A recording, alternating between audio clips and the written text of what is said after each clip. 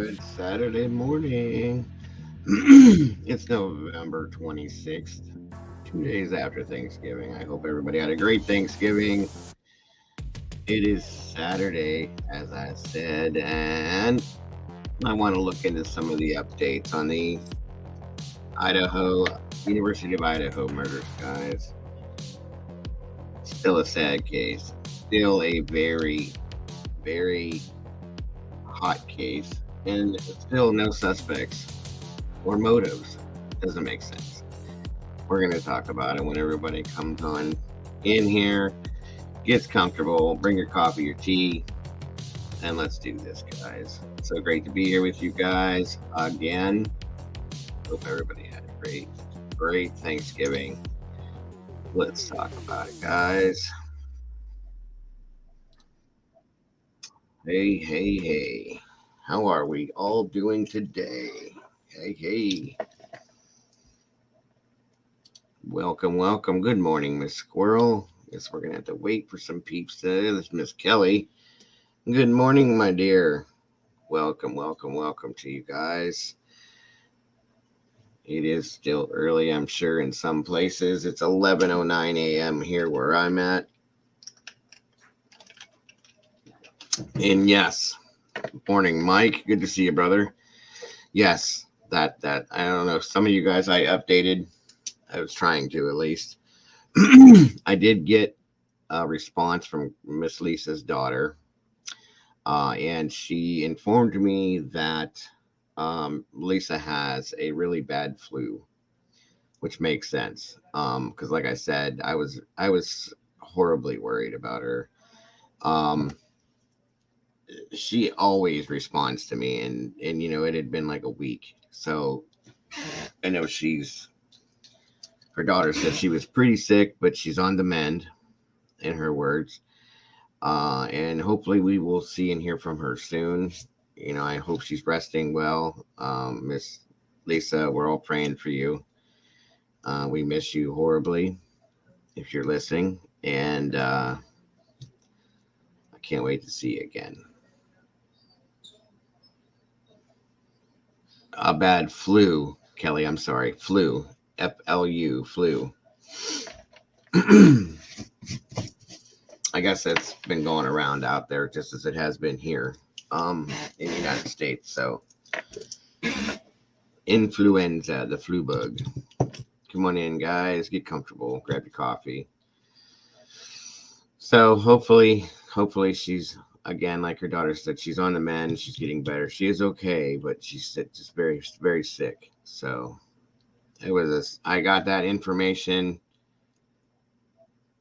Yeah, it's been pretty bad with a lot of people too. The flu, in some cases, they have been showing and saying these people that are getting the flu is worse than the COVID.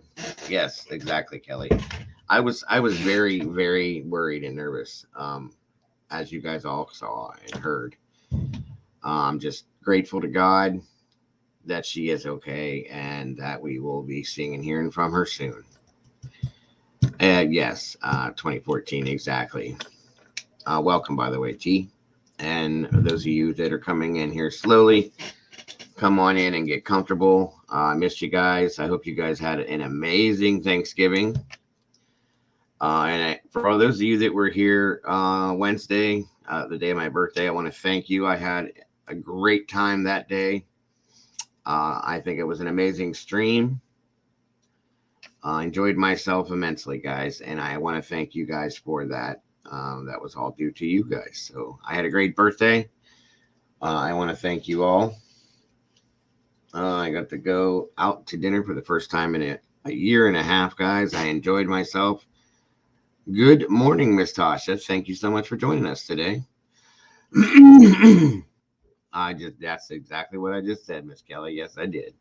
And I thank you all for that as well. It was amazing.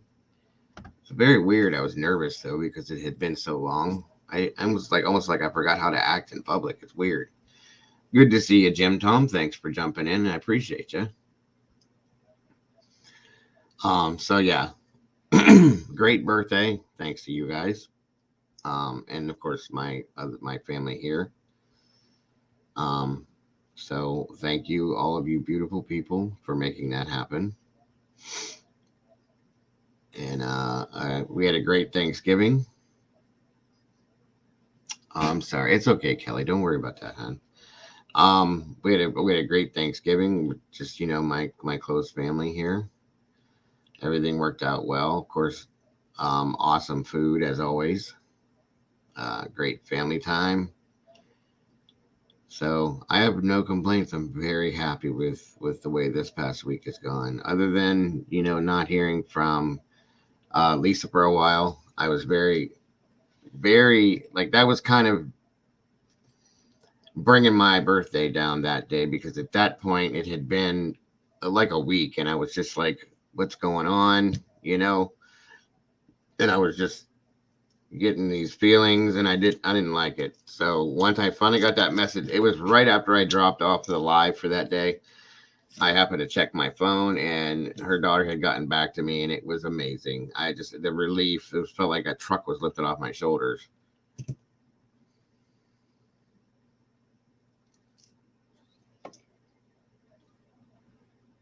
Good God, Kelly, that's horrible.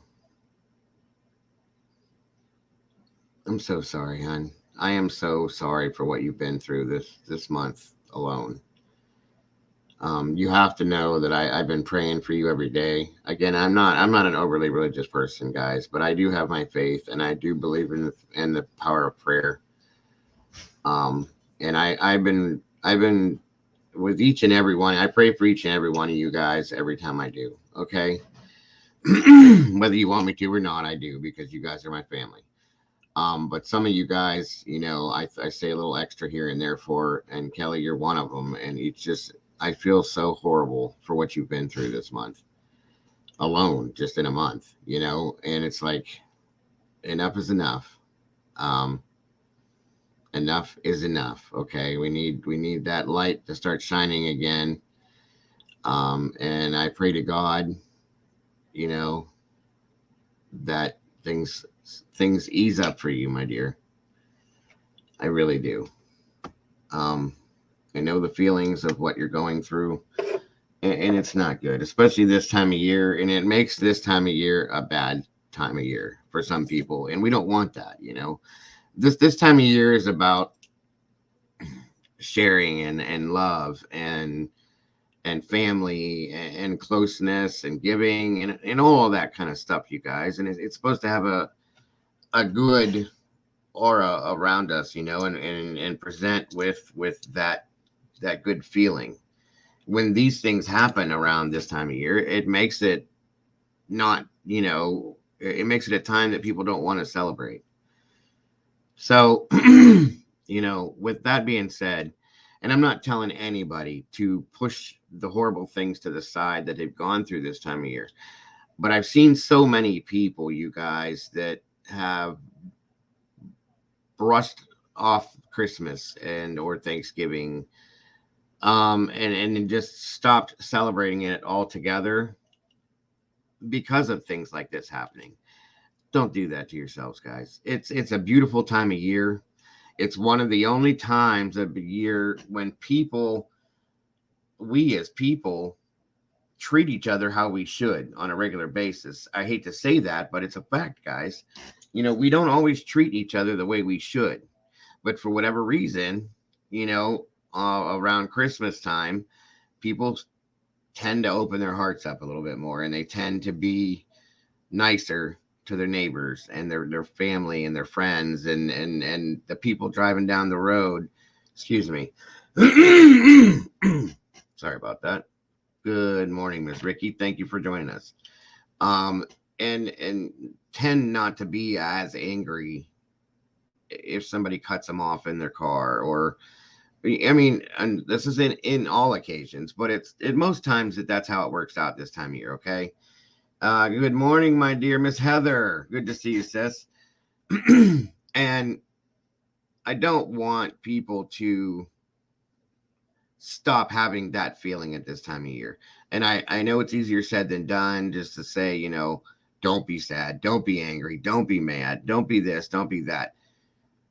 I mean, please, please, people deserve their morning times and they deserve to have that feeling. Absolutely. I would never say that about anyone, but don't let it overtake your life. Don't let it overcome you forever. Try to find a place and a way to I'm trying to think, to allow the magic, I guess you could say, or the feeling that we all get at Christmas time to outshine that if you can, because that's really all we have left anymore, guys, and we need that more and more and more as people. So I'm not pulling a Dr. Phil today, guys. I hate to see people go through this. Especially people I care about, such as you guys. And again, Kelly, you've been through so much in such a short period of time. My heart hurts for you. I'll be honest with you, it does. I've talked to my wife about it, and my one daughter, um, and it's just it truthfully, with what you've been through personally, it brought a tear to my daughter's eye, and she said it's just so sad, and she feels so bad. She doesn't even know you. Um, but my family, my kids, my wife, we're very emotional people, all of us. We wear our emotions right out on our sleeves, and we genuinely care about people. So just know that we're all thinking of you, Kelly, and anyone else that's going through these types of things at this time of year. And you're not alone. We're all here with you and for you. So again, that I am um, always here at any time, day or night. It doesn't matter. I will answer my phone, unless I don't hear it, of course, because I do sleep like a log sometimes. But just know that if you need to talk, if you just need someone to show you a direction to go in, or anything at all, or vent, I'm always here. And I always will be for any one of you guys. I care about you all genuinely. I consider you all part of my family, and we love you, Kelly. We do.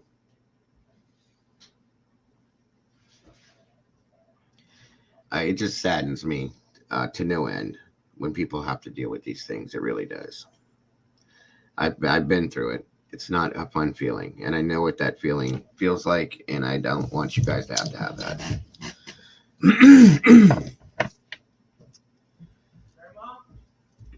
I'm glad to hear that. I hope you are, and I hope you continue to feel better. Everybody's going to have their bad days, and that's okay. You deserve that. You're allowed that.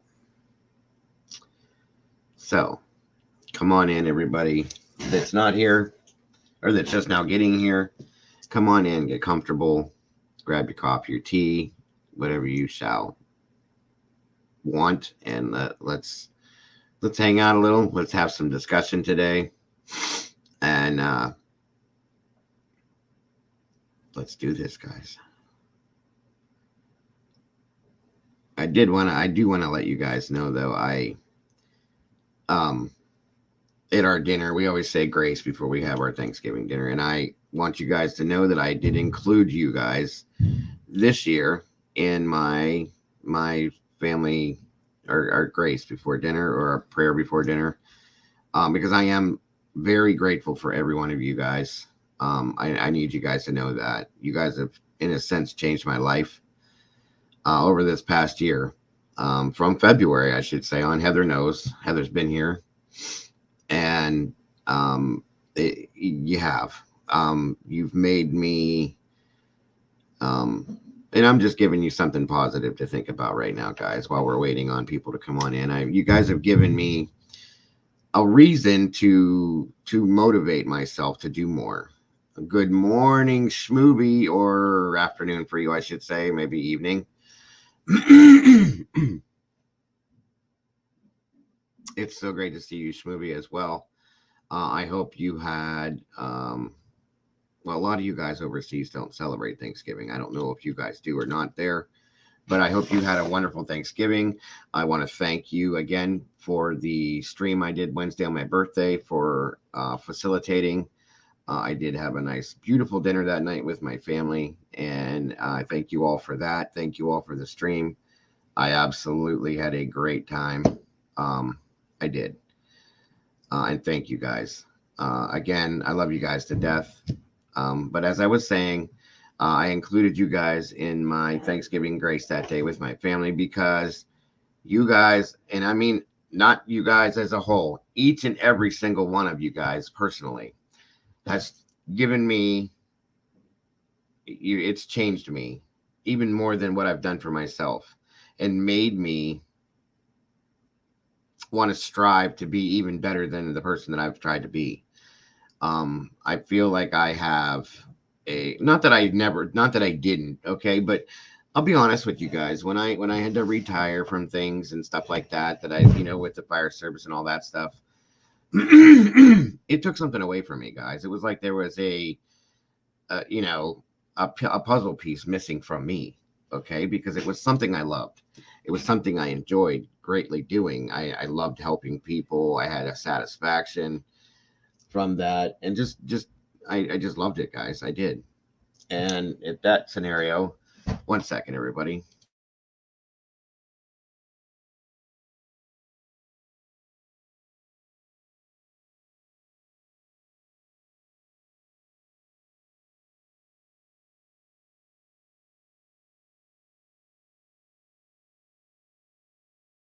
Sorry, my son was talking to me. Good morning, Strike. Good to see you, brother.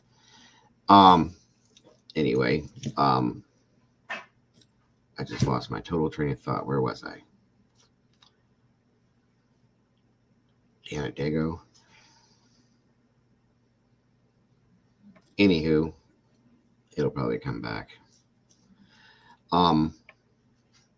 But yeah, you guys are very important to me, to say the least. I look forward to doing this on a daily basis. I get worried sometimes that I'm not going to have enough content to do this, and I don't want people to expect something when they come in here and not get it. And I would hate to let you guys down in any way, shape, or form.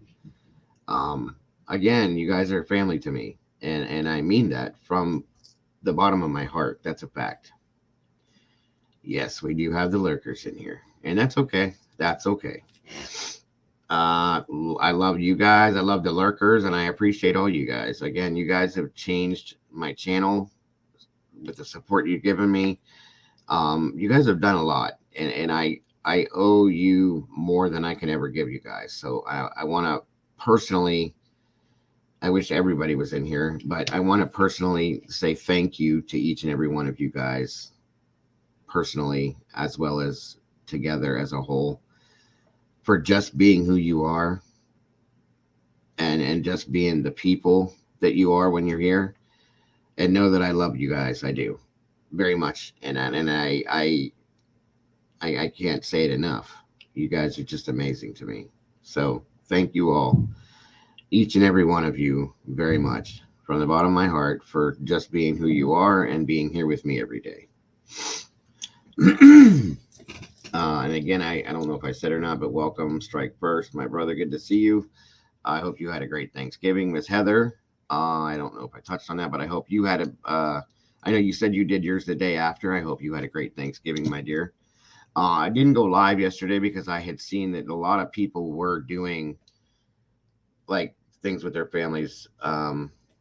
Absolutely, Miss Kelly, and thank you again. We're doing things like the day after Thanksgiving because of work schedules or family not getting together. So I didn't go live. I didn't want to interrupt your guys' family time by any way, shape, or form. You guys all deserve that time to yourselves. So that's why I didn't do anything yesterday. But I am here today. It is Saturday. We're almost to the end of November, guys. We got a few more days and it will be December, and these months are flying by so fast. That's awesome, buddy. I'm glad you did. You deserve it. You and your husband both. Oh no, Schmooby is now what we're gonna be changing it to. That's a spicy meatball. So you're a spicy one now, Schmooby. Thank you so much for that. So much appreciated. All you guys, all you meatballs. Thank you so much for coming in and jumping in the sauce with me today.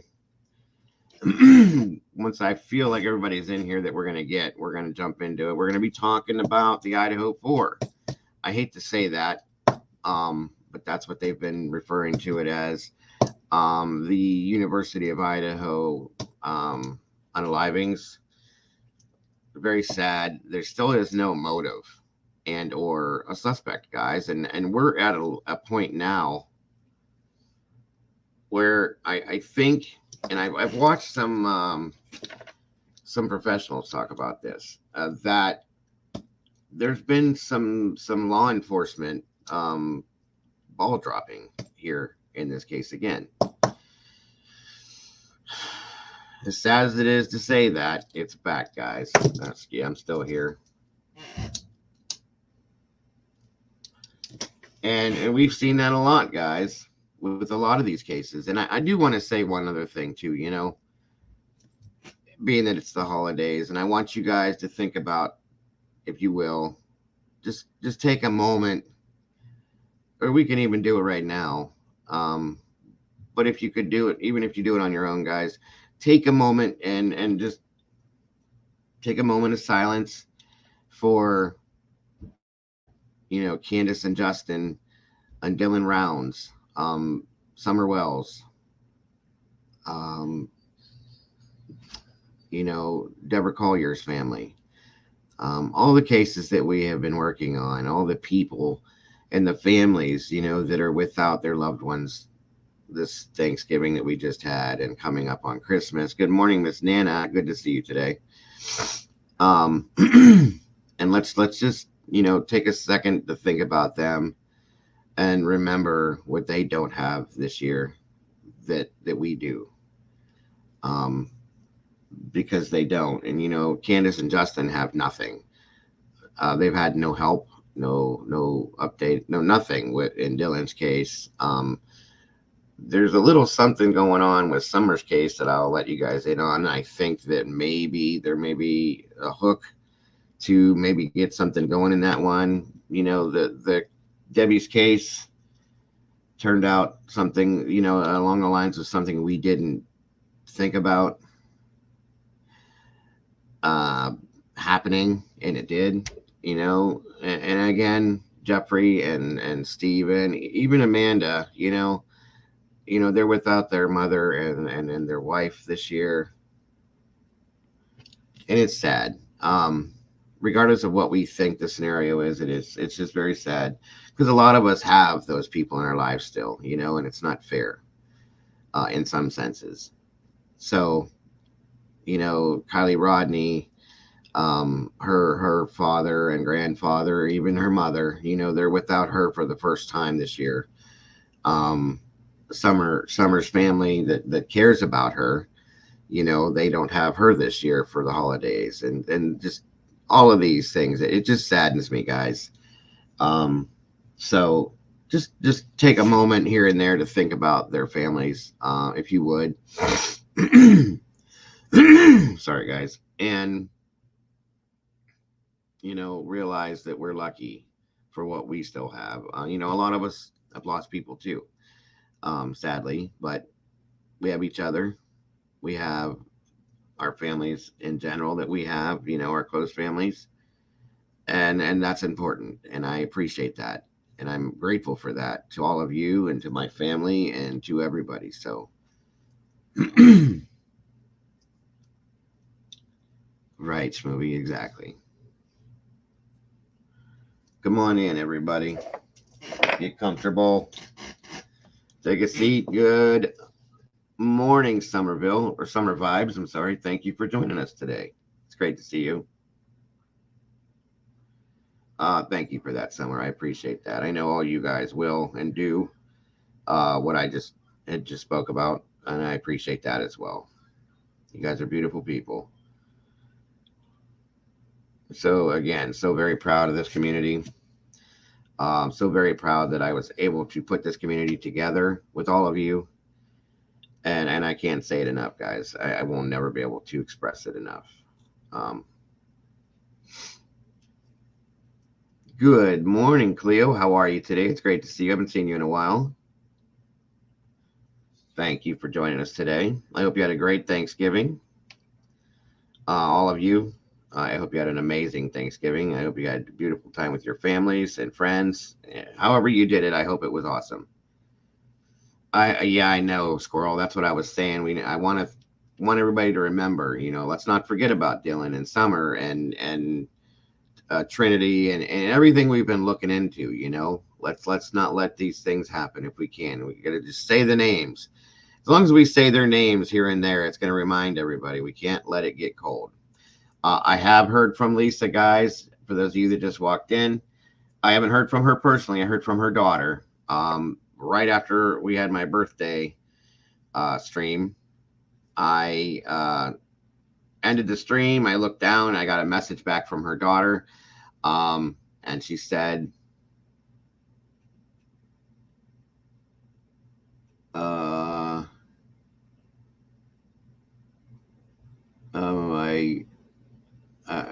I'm sorry, Summer. I don't understand what that meant, but anywho, I guess Lisa has a really bad case of the flu that's going around over there, as we have the same thing here, and was really, really pretty sick. And that's why there was no responses to my messages or anything like that. Welcome, Becky. So good to see you here. Thank you for joining us. And but she is doing okay. She's getting better slowly. She's recovering, her daughter said, and hopefully we will see and hear from her soon. But she's okay, guys. So that took the weight of the world off my shoulders, because I was horribly worried about her. So for those of you that were praying and hoping, sending good vibes that way, thank you for that. I think the world of Lisa, as you all know. She's a very special friend to me. It was. It made my whole day, Summer. It really did. I was so horribly worried.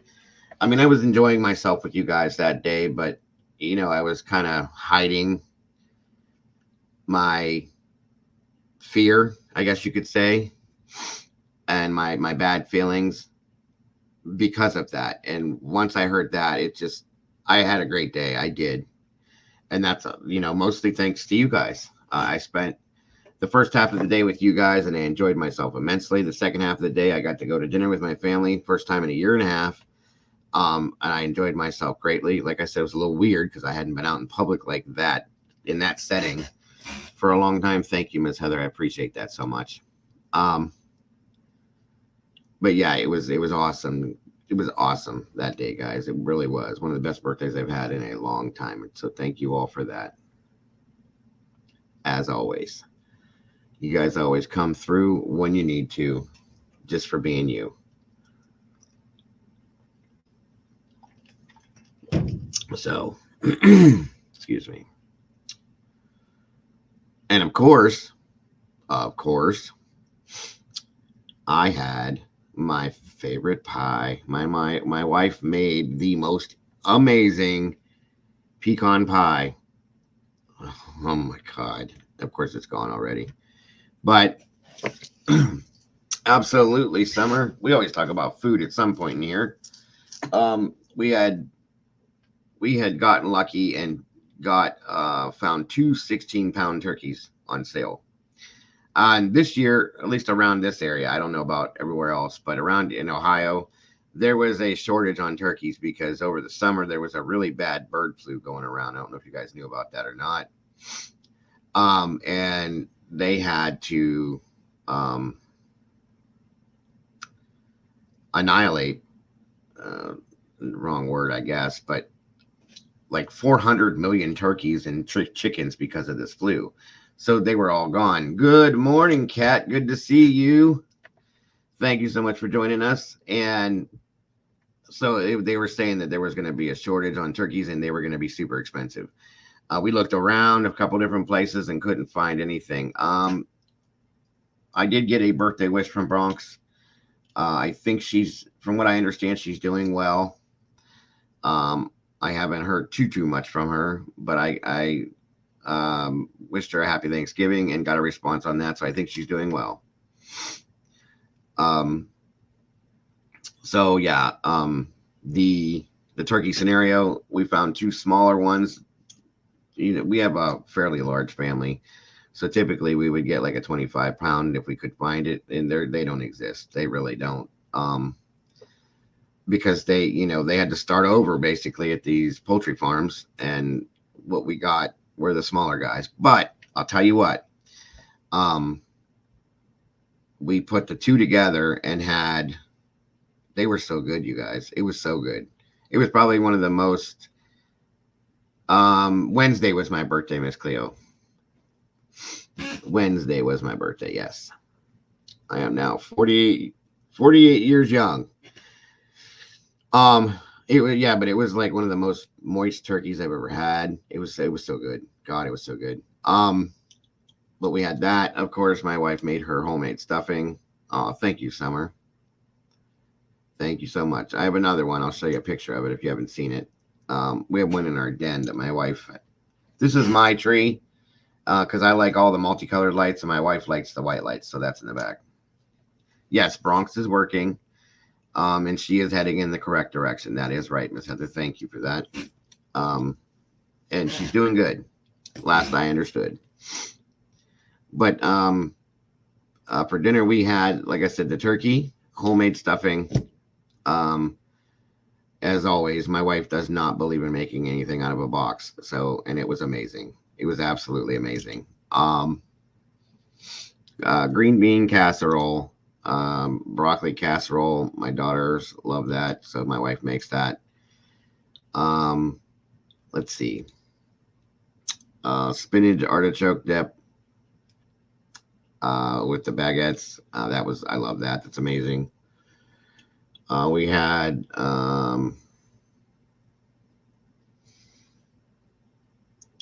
of course the pecan pie,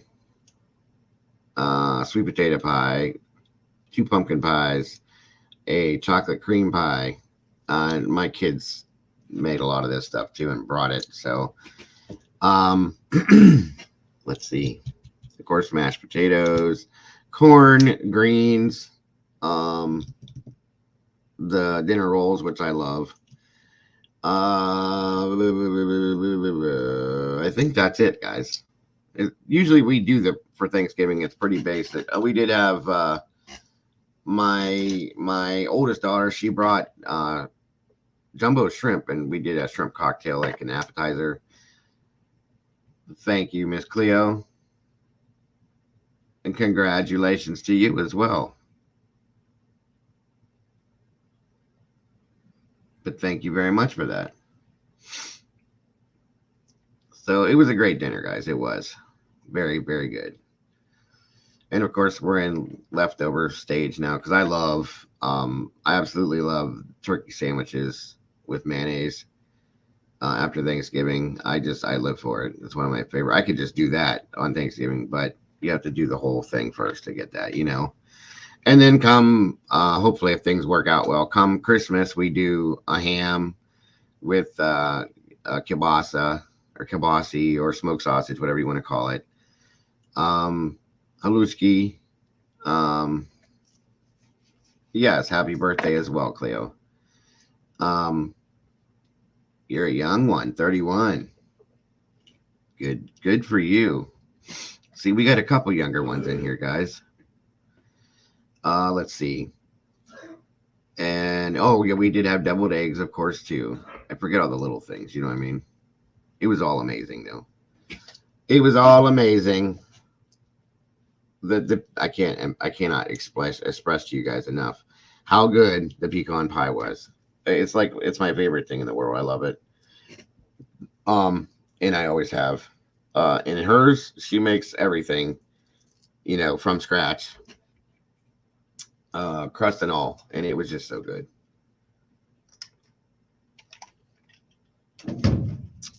Ham and yeast rolls are yes, Cat. I agree.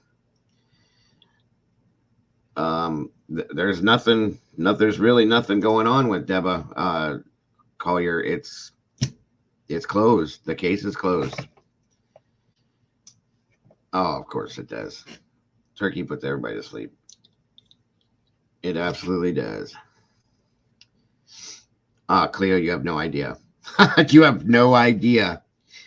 I smelled it while she was baking it. She baked it the day of Thanksgiving because she made most of the other pies the night before. We were having a hard time finding pecans. Do you guys know how much a 1 pound bag? I want you guys to do me a favor. Take a guess. How much do you think a 1 pound bag of pecans costs right now? Just a little bag.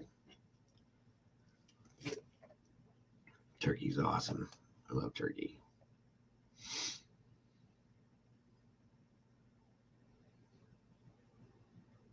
Oh, no, honey. I'm sorry about that. I meant like through the case, we all thought there was something else afoot, and the way that they ended the case was with the self-unaliving, which I still don't support. But that's all I meant, Kelly. I'm sorry. I should have been more specific with it. My apologies. Um, you're close, Strike. You're a little too high, Cleo, but it could be that price somewhere else. Maybe I'm old school, and I think that what we paid is too much. Yes. Well, I'll just tell you right now. My wife paid $20 for a 1 pound bag of pecans. $20. $20, you guys.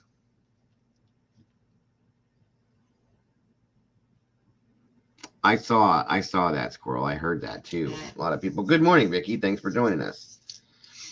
$20. It was like 1998, and she came home, and I'm like, "Are you kidding me?" I agree, Kelly. I agree. I think it's easier just to say, "Hey, move on. This is what it is," and I'm very, very disheartened by that. I can't feel that I believe it. So, oh my God, Heather, I can't even explain to you how much I like that pie. It is ridiculous. It's absolutely redonkulous, but it was good. I mean, after I ate, I had 2 pieces of it. Of course, I had to share as much as I didn't want to. I had one the day of, and I had one yesterday. And guys, it was even better yesterday.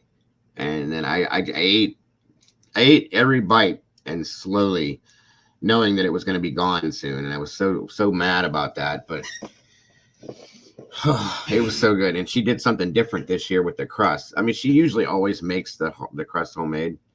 Yes, $20 for a damn pound of pecans. It's ridiculous. And the reason why it bugs me so much is because, like last year and all the years that she's made it, a bag of pecans is usually like $9. And that was expensive to us. Okay, a 1 pound bag. Yeah, I have, Mike. It's actually kind of funny. It's very violent. You're right.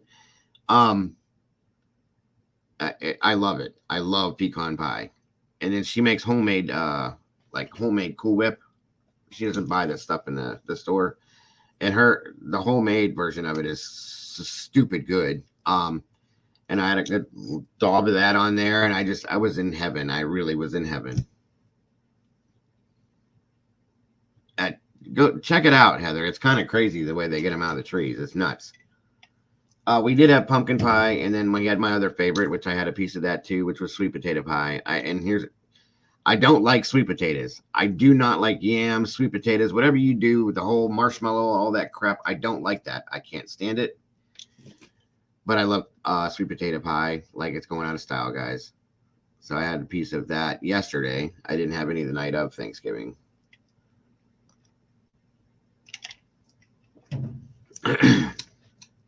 they well, from what I saw, any kind of nut trees, when they get them, pecans or any of that stuff, they beat the tree and like shake it. They have this like it's like a machine. What I saw, it's a big machine, and it grabs the tree and shakes the shit out of the tree, and they all drop.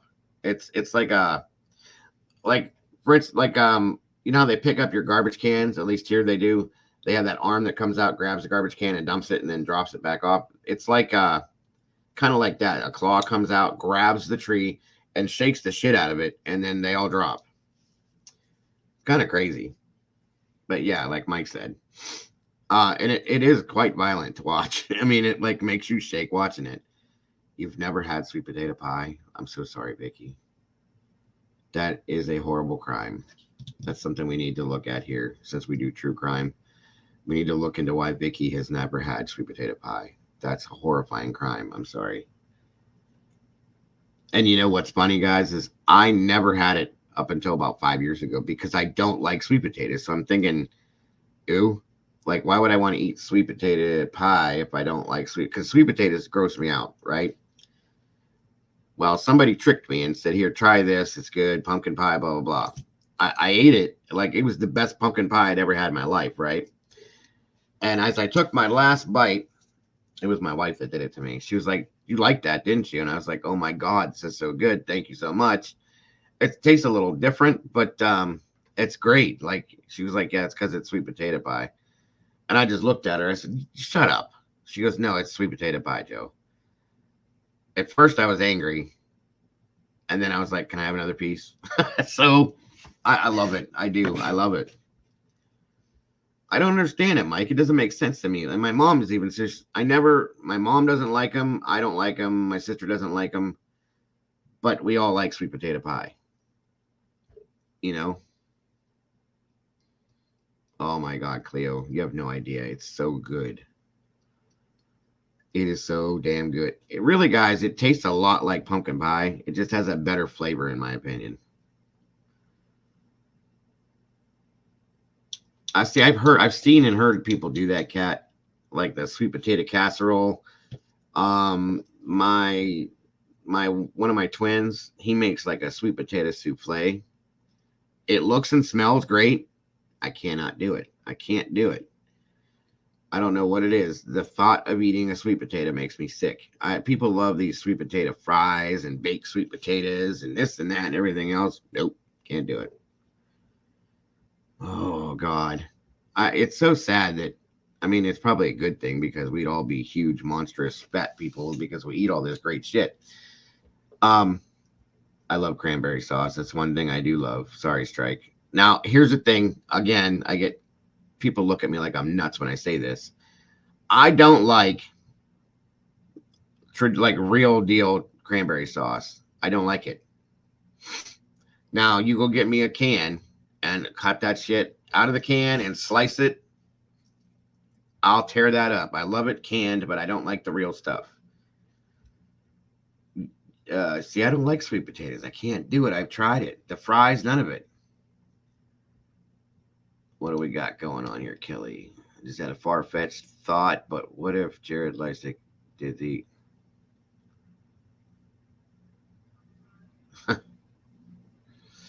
I mean, that's definitely in the realm of conspiracy theories, my dear. But at this point in society, with all the stuff we've seen, I'm not going to say you're crazy because anything is possible. Yes, I'm an ocean spray guy. You ain't lying, Mike. I love that shit.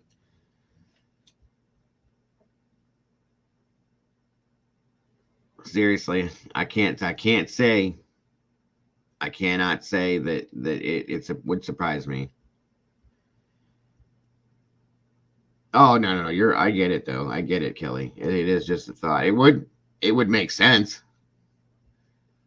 Cran grape. I love the juice too. Yes, the ocean spray, cranberry juice, cran apple, cran grape. I love all that stuff. Yeah, if you guys ever have problems going to the bathroom, drink a bottle of that and see what happens to you. Found that out the hard way one time. Yes, I love me some cranberry sauce.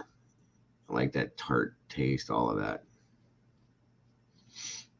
What did you? Who went? What did you guys have? Did anybody have anything like untraditional? I guess you could say.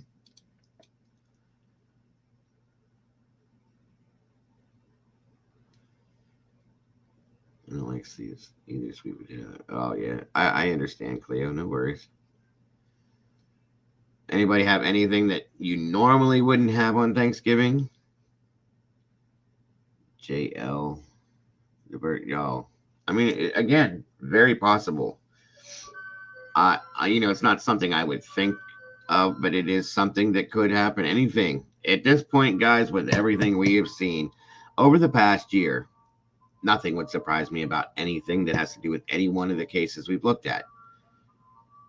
Okay, that's a new one. What is a sausage cup? I am super curious.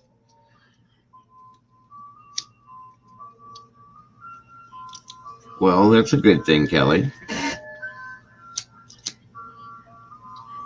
And honestly, my dear, at this point, the month that you've had, it was probably smart not to get a buzz, because when people drink, it completely allows their emotions to go to the extreme, and with what everything you've been through, probably not a good idea, you know.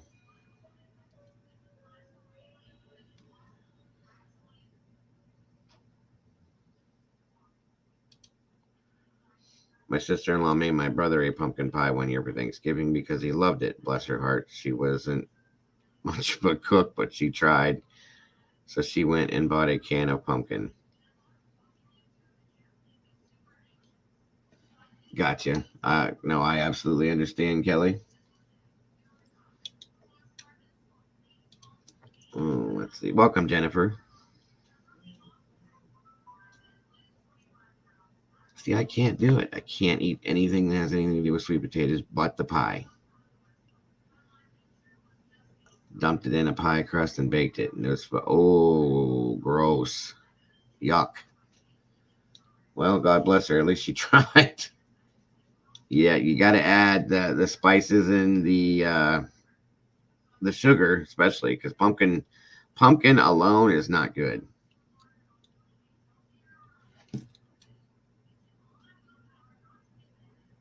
I don't think you can, Cleo. If you want to send a picture to me, my email, I can bring it up for you. I can imagine Vicky what his he was probably trying to be nice, and as he was eating it, he was probably I can just picture it too. I knew the face I'd make. That'd be great to see. Thank you, Heather. There's my email. If you want to send it to me, Cleo, absolutely, I'll pull it up and if it's something you want us to see. Of course, that's what we do, Vicky. But I've done that before with my mother. I love my mother to death. There's certain things that she's made. She made something when I was a kid, you guys, and it's a gourmet dish. Okay, and she was trying something new. Veal scallopini. Um, it didn't look good. First of all, it was like it had a very slimy like texture to it, and I'm looking at this. I was a 12-year-old kid, and I'm like, hmm, okay.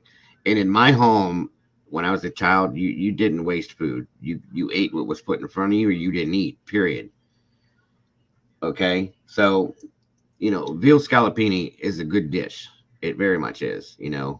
It's very good if it's made the right way. Well, it didn't turn out very well, and so I took one bite of it, and I'm sitting there chewing it, and you know how you make that face when you're trying to eat something where you're chewing, you're going, it's good, it's good, yeah. And the first bite, I almost vomited. It was so gross, you guys. The texture, everything, it was so bad. And God bless my mother, I love her to death. She likes to try new things. She always has. And it just was horrible. It was horrible. It was so bad. But yeah, I get it. I get it absolutely. What's that? Jennifer says, I have been a silent listener, but now I want to interact with everyone. Well, thank you so much, Jennifer. And we welcome you. Thank you so much for joining. Um, I'm glad that you feel comfortable enough to interact with us. We'd love to have you here. We're a very welcoming community, as you see. Everybody's saying hello and welcome and all that. It's great to have you here. So great to have you here.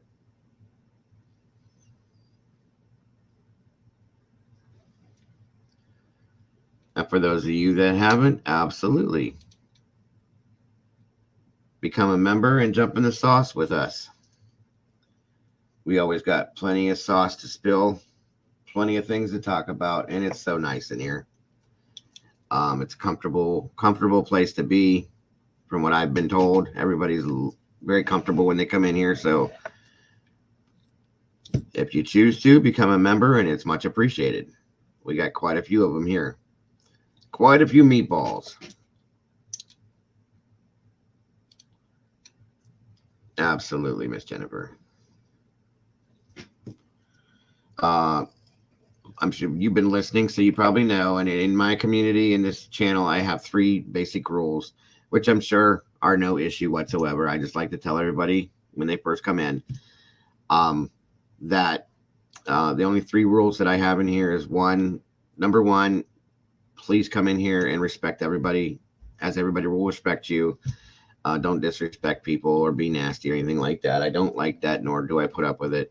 The second rule is to never ever disrespect a lady in here in front of me, because you're out immediately. One instance of it and you're gone. I absolutely can't stand that. And then rule number 3 is just to refer to rule number 1. So it's very simple. Nothing more, nothing extensive, nothing crazy. 1 second, everybody.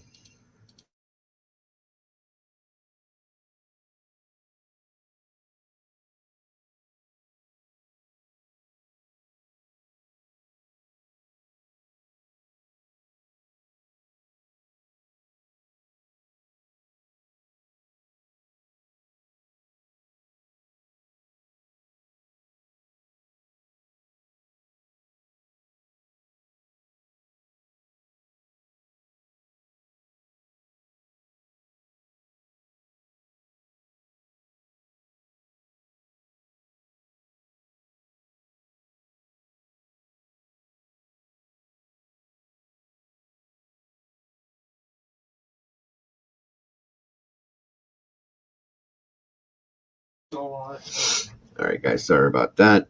All right, Miss Cleo. What'd you say here, Mike? Let me see.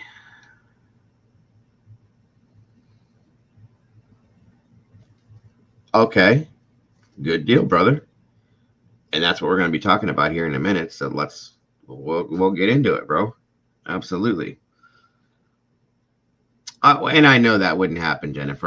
I put that out there when everybody that's new comes in, and I just let everybody know right off the get. That's all. And that's how I keep it that way, is by, just basically going with those rules. I try to, if it doesn't happen, but if there ever is any problems between people in here, I deal with it firsthand. And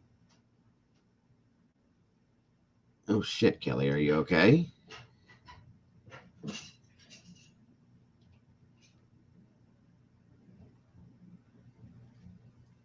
you have dry heat in your home? My son has that problem a lot.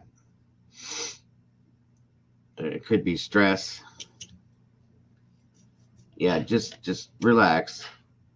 Do what you got to do to get it clean. Actually, you're not supposed to put your head back anymore, Strike. Good morning, Miss Holly.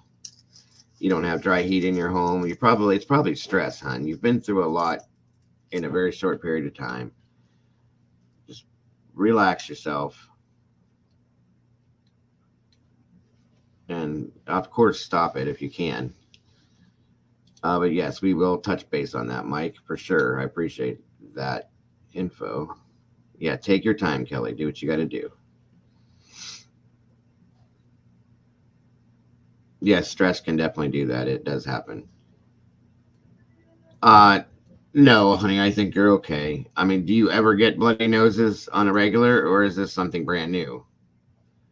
And do you have any other kind of symptoms that are going along with it? That's the important thing.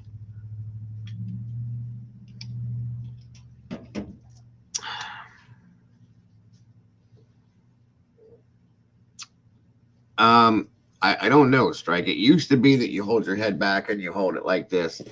Um, Not since you were a kid. Okay, it could just be stress, hon. Honestly, unless, like I said, your heat in the house is dry. Are you anemic? Any of that stuff. Just make sure you're sitting down and relaxed and try to stop it. I don't know. They changed up holding your head back for whatever reason. I think it's because it causes some kind of a clotting within your sinus cavity that goes down your throat. So they stopped us from doing that and having people do that.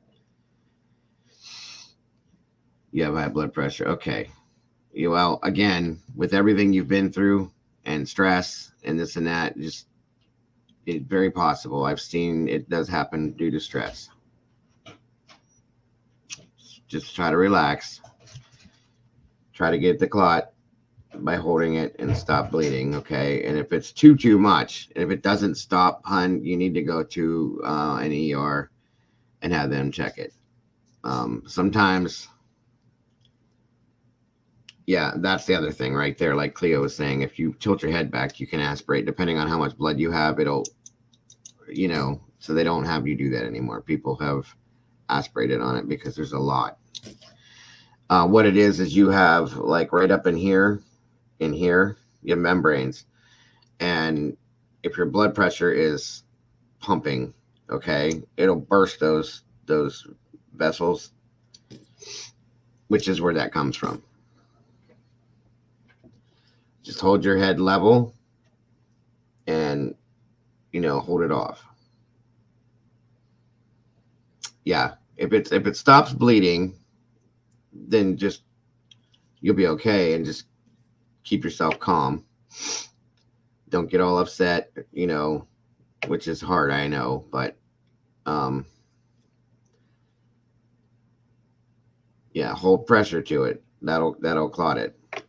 And then, if it continues to go, you need to go to the ER, because that's a lot. You'll lose a lot of blood, and it'll make you weak and all that. So it's okay. Well, that's good that you're relaxed. And like Cleo said, aspirating, and thank you for defining that, Cleo. That's why they stopped doing it, Strike, is because a lot of people were having problems where they would go down in their lungs, and you don't want that.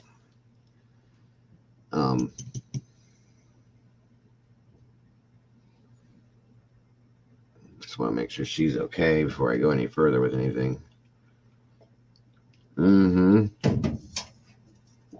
This is a fact, Kelly. That's why you got to drink water. And again,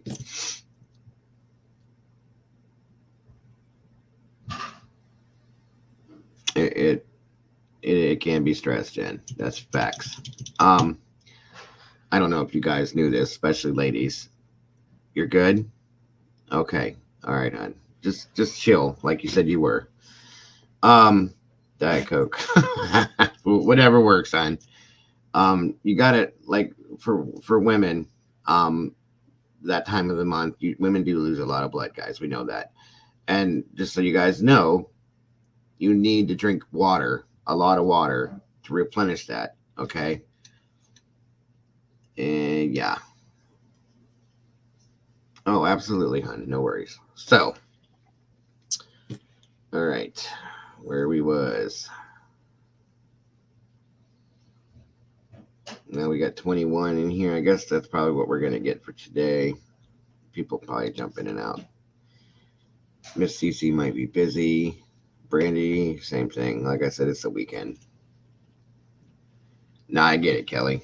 It was hard for me. I went from Diet Coke to Coke Zero, and I stopped drinking Coke Zero, and I was bad with it. I had 2 to 3 20-ounce bottles a day. In June, I had my last one, and I haven't had one since. And I don't miss it. It's funny. I tried tasting it not too long ago, and I don't like it anymore.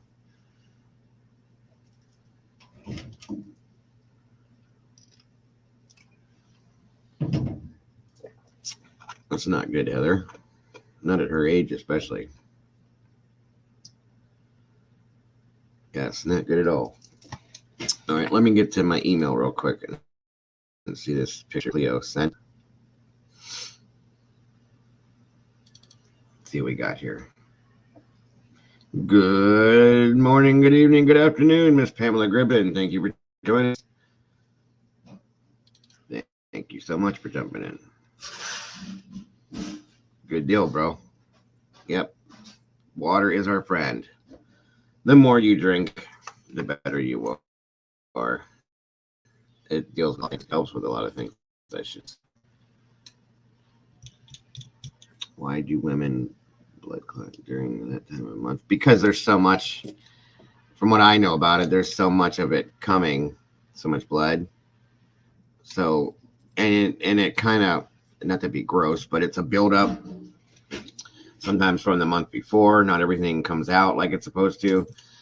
And that's why you'll pass the larger clots and stuff like that sometimes. Again, not to be gross, you guys, but these are facts. Yeah, that's a fact too. Every time I used to drink, believe it or not, guys,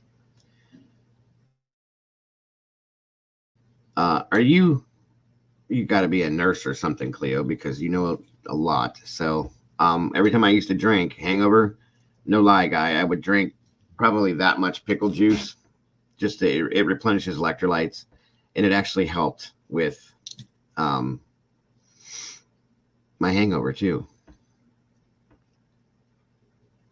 Birth control is a thing that runs in the family, though. Sometimes you got to watch some of that birth control can make things worse. Heather, my daughter went through that really bad. And yes, your uterus is shedding. That's correct. It's okay. It doesn't bother me, Kelly. I'm used to these things. So, damn, that looks good, Cleo. Really good. These are sausage cups, you guys. Well, there you go, Miss Holly.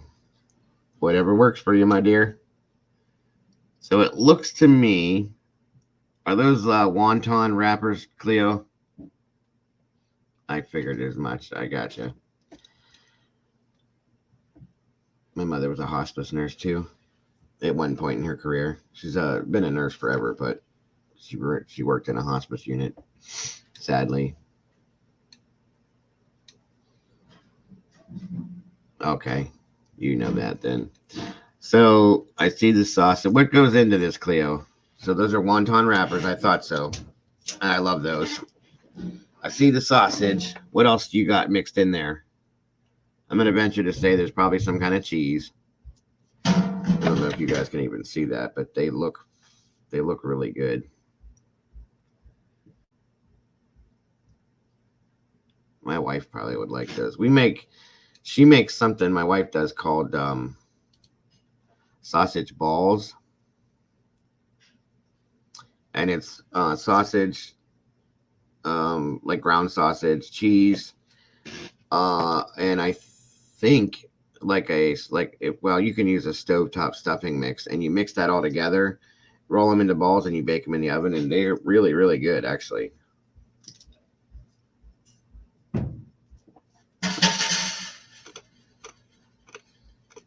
Okay, I'll have to look up the recipe and check that out. Those look really damn good. I like stuff like that. Excuse me, guys. Just give me one moment. I have to go refill my glass, and I'll be right back. Talk amongst yourselves, please.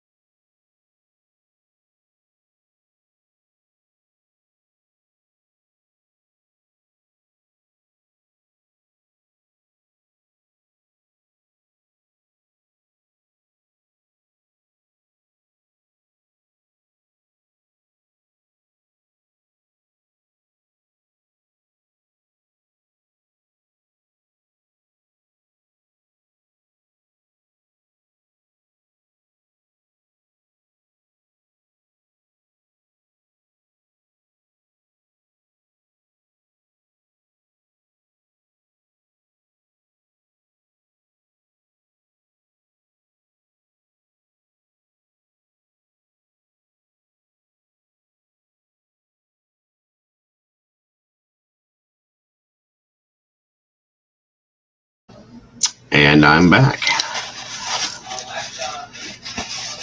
Limousine. Yes, that is good too, Jennifer. I've had that before.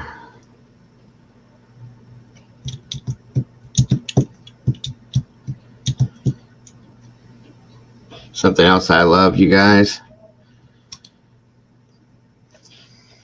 are these things.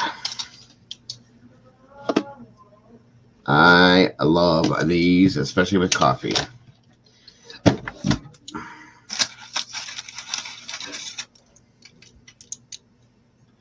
Um, I'll tell you what I've had, Jennifer. Not with the sausage balls, but my wife makes this thing in a crock pot where she'll make meatballs, just regular meatballs. You know, you can buy them frozen, but we don't. That's like sacrilege in my family. But yeah, I do too, Lance. Welcome, Lance. By the way, good to see you. I absolutely love these with coffee. My God, they're so good. But you make meatballs like you're making meatballs, okay? And then you take like your crock pot and you put the meatballs in, and then you put in grape jelly and barbecue sauce, mix that together, and let that simmer throughout the day with those meatballs in there. It's actually really good. It sounds gross, but it's good.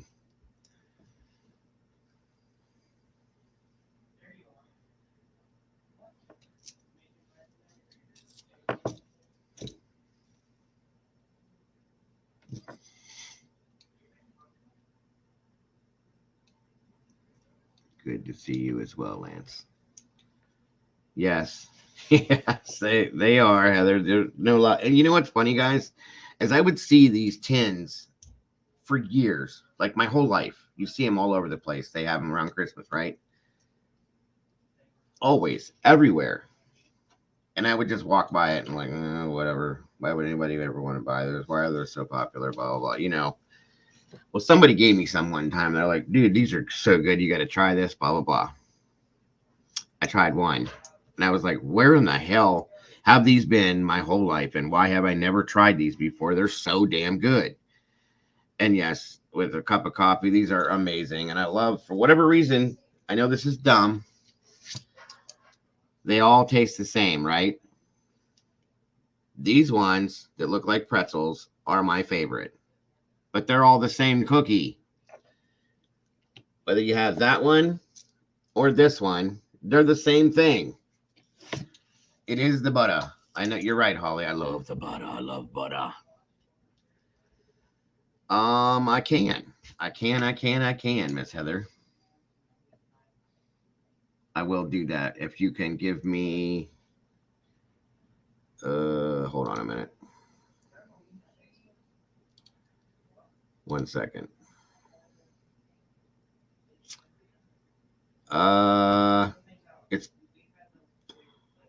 Wait a minute.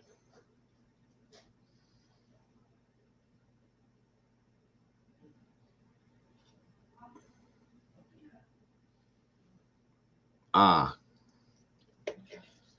here, guys, give me 1 second, Heather. I'm just gonna DM it to you real quick, okay, hon? 1 second. Skiuma. Skiuma. Who rows the boat? All right, Heather. Hold on 1 second, hon. And everybody, please bear with me. I'm sorry. We'll get started here in a minute. I was kind of trying to wait for some more people to come in, but it doesn't look like we're going to get that. So let me finish this here. And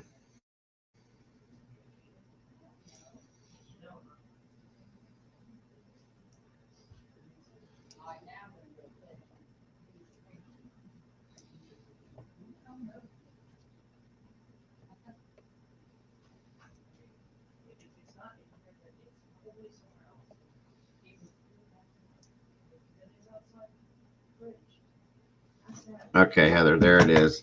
Give me a second, guys.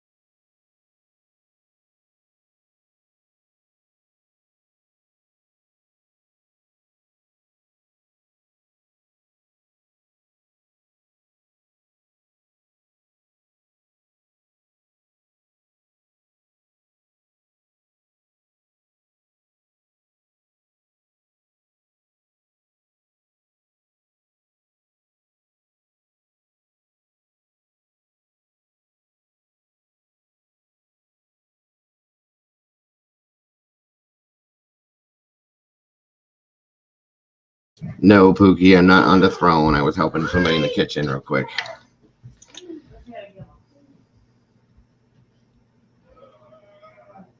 Yeah, kind of, Vicky. Yeah, I'm back. Good to see you, Pookie. What's going on, brother? All right, Heather, did you get the DM with the email in it?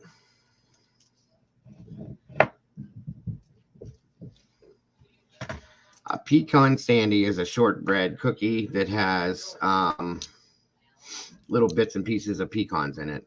Uh, Salted pecans, mind you, and then the sugar. The cookie has like a shortbread that's sweet. Oh my god, they're so good. Those are good with coffee too. They're crumbly, really good, guys. And then, like I said, they have the same texture as like these butter cookies do, but they're a shortbread. Oh, absolutely, Miss Cleo. Don't worry about that, my dear. Not at all. All right, guys. I'm sorry. I didn't mean to drag the intro on and talk about all this crazy stuff. I just wanted you guys to know how much you were appreciated. Good morning, Breezy. Afternoon, I should say. I hope you had a great, uh, a little bit more solid than what a coffee cake would be. It's a cookie texture, but yes, very like you know what shortbread is, like Lorna Dunes. It's that type of a cookie, but it's got pecan pieces in it. Very good, very good. All right, Heather, good.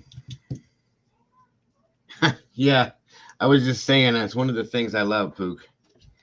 These things, I absolutely love these with coffee. And I said for years, like literally like 40 years, dude, I walked by those tins. I would never think about that.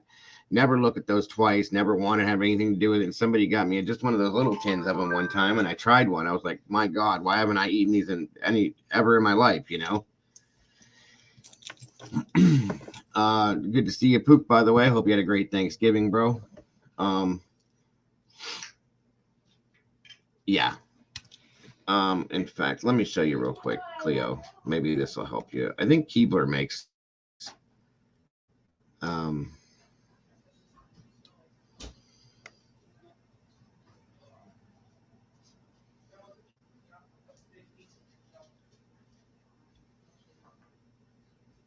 If my computer will start acting right.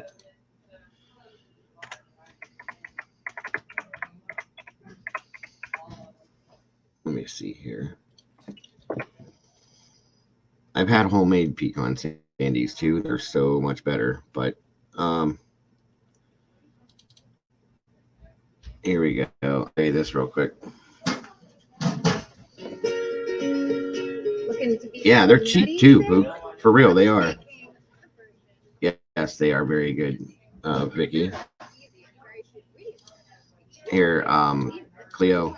This is pecan sandy. This is a homemade version of it.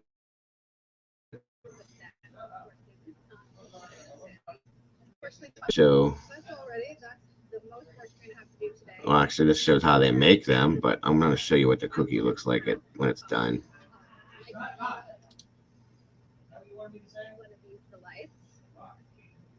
There we go. That's what they look like.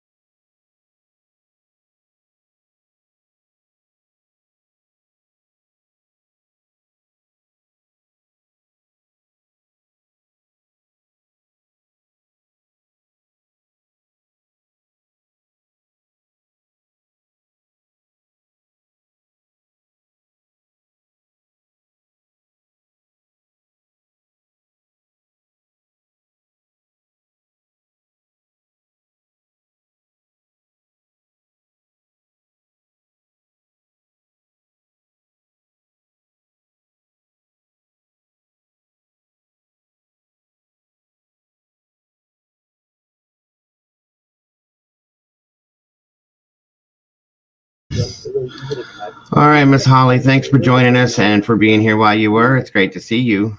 I hope you had a great Thanksgiving, as I said, and hope to see you and speak with you soon.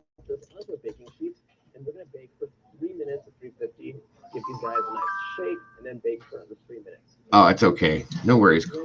No worries at all, Cleo.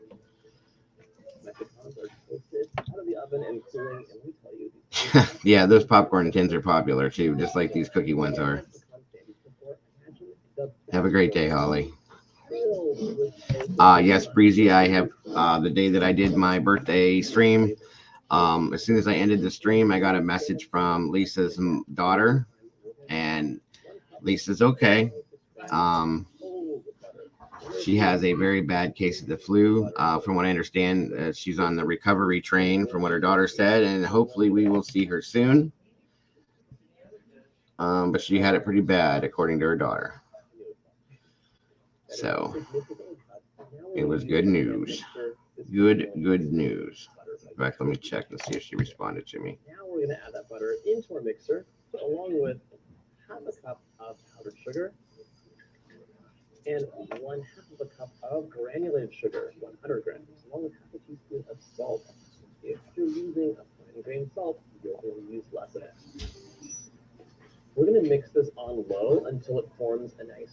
It is, and there she's in Australia. But everybody's getting this shit bad.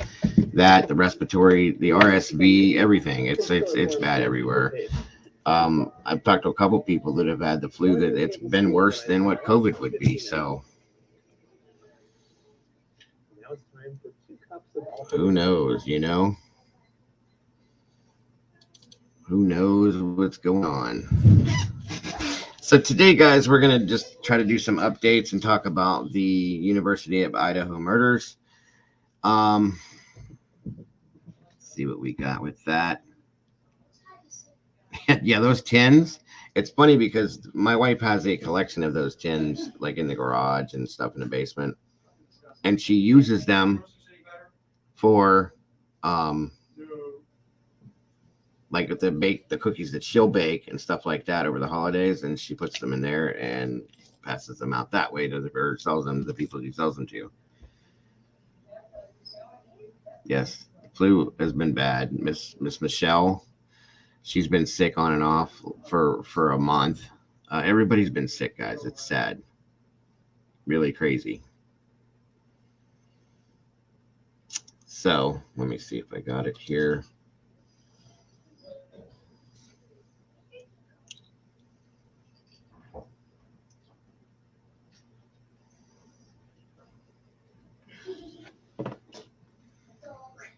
Okay.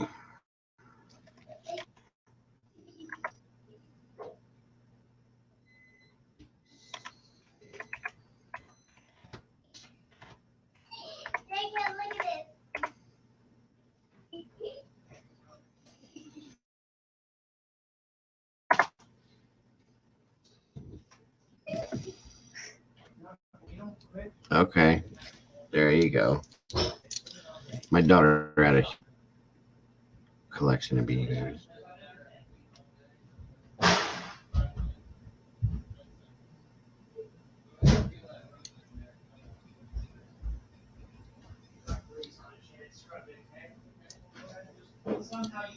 Once I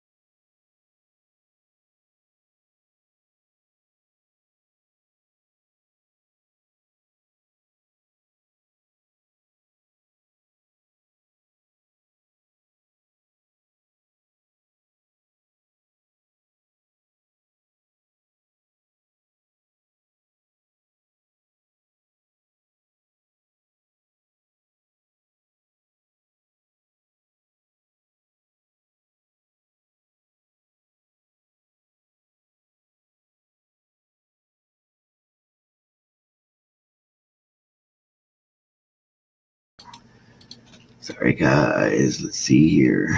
All right. Thank you, Miss Heather, very much. Very much appreciated. Okay.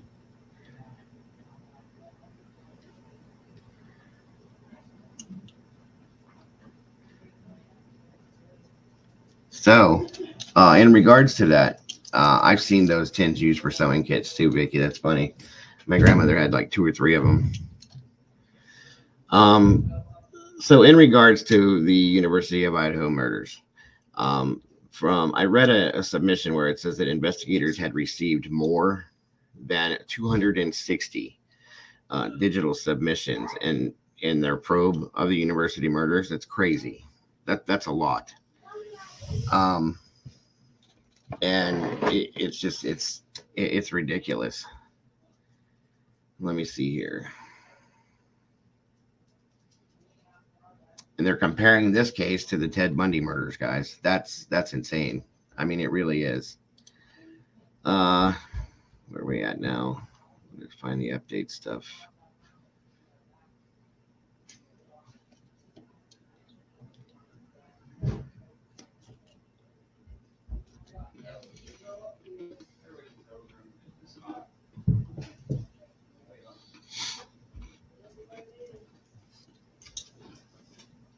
They are saying that they do believe that this was a targeted attack on one person, which would be Kaylee Gonzalez. Okay, it is scary, Vicky, very scary. They've already. I was getting ready to speak on that too, Kelly. They're saying that they're not connected. That they've already said that. Now that's them saying it. Yeah, Cleo, I absolutely can. Hold on.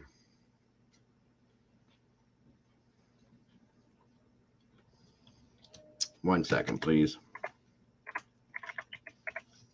The timeline, by the way, you guys, is wrong. They were saying that the girls got home, or that they got home at 1:45 when it was actually 1:56.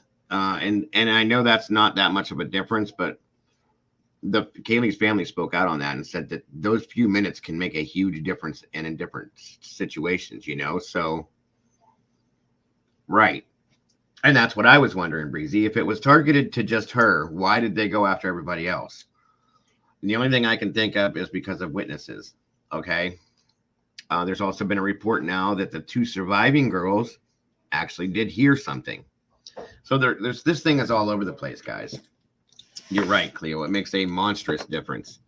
5 minutes can change so many different things. Let me see here.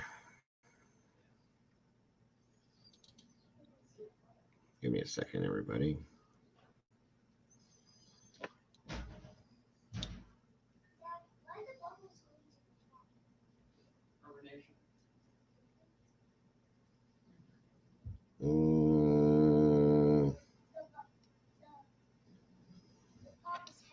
One second.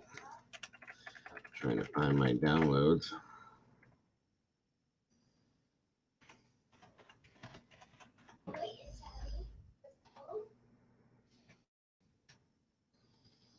One second, everyone. They didn't say yet, Vicky, what they heard. All they said was that they heard something. Well, that could be anything. And I think that's kind of really, and I don't like that at all. But here for you, Cleo, give me one moment.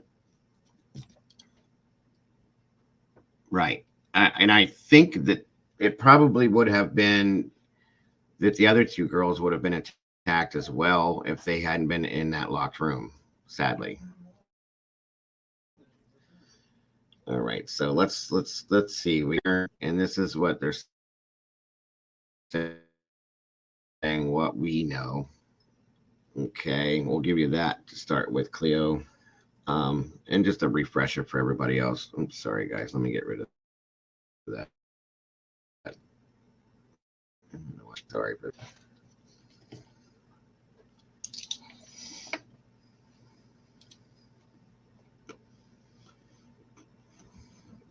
Right, I know, Biggie. I agree.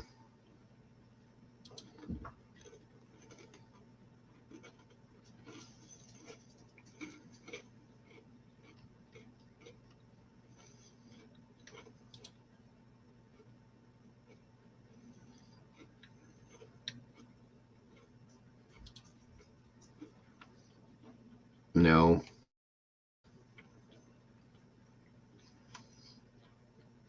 I didn't want to do that. Sorry, guys. Hold on.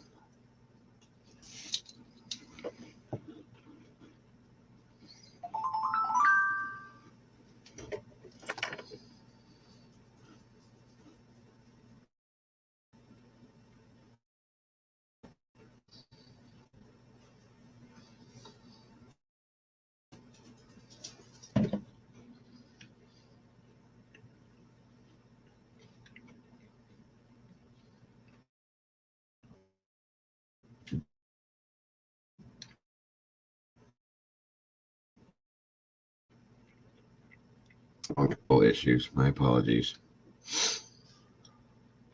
Okay. So it says Moscow, Idaho police have been tight-lipped about the mysterious circumstances of the brutal murders of the 4 University of Idaho students more than 1 week ago.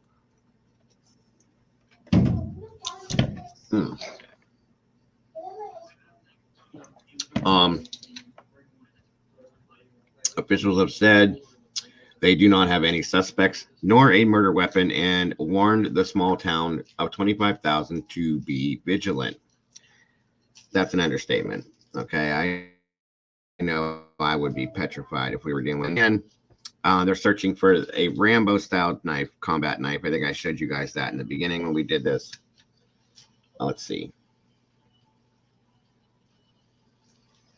It's just...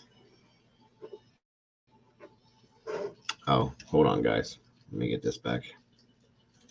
Investigation with criminal defense attorney Bob Bianchi. Bob, you listen to what Laura's saying there. You got 4 people. You've got 1 suspect who apparently went in with a knife and killed all 4. And I was going to ask you, how in the world does 1 people kill 4 without this fight going on? Well, now we've heard just moments ago, the father of one of the victims says that his daughter had bruises on her, indicating that she was trying to fight. Your thoughts?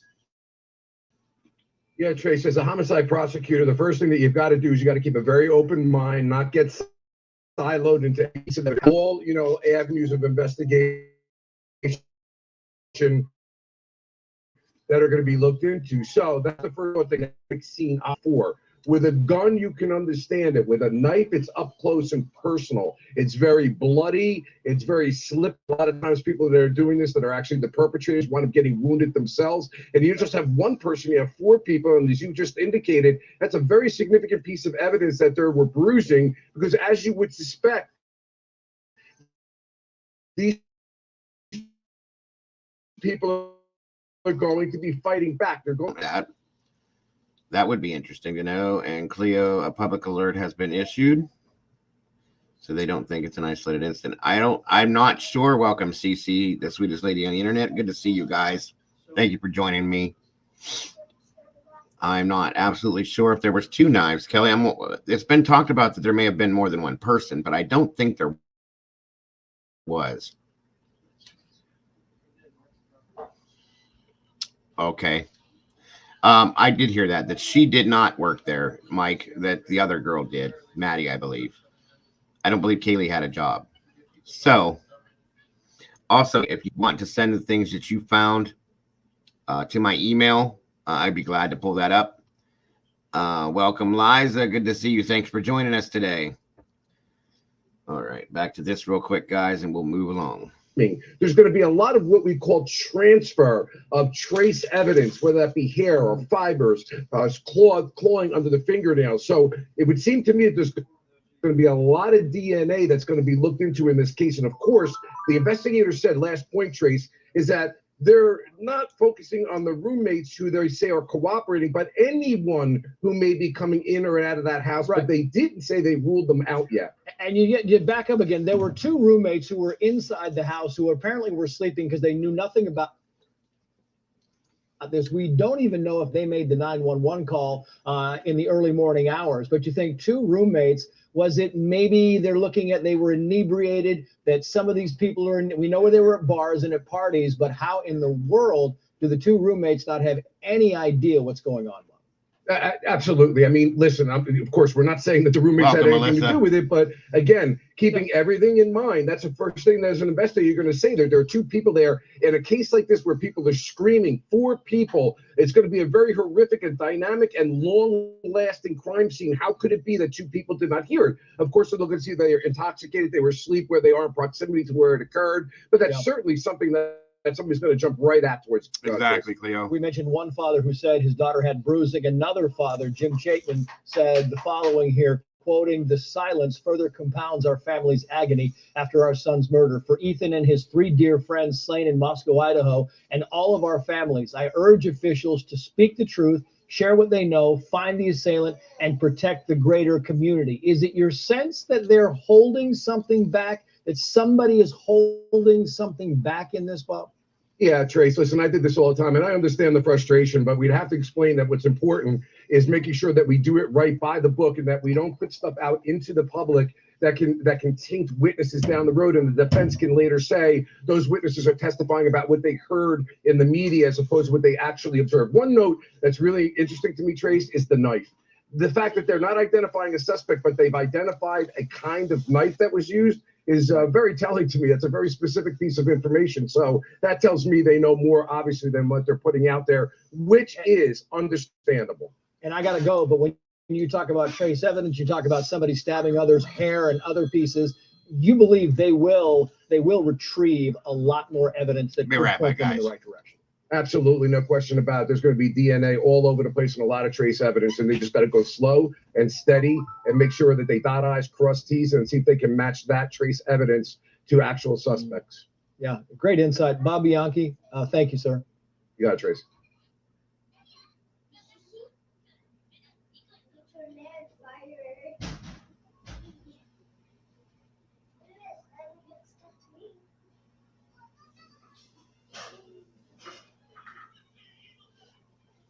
Did you guys turn the heat down? Huh? Did you turn the heat down? Did I or can I? Did you? No way. It's cold. Okay.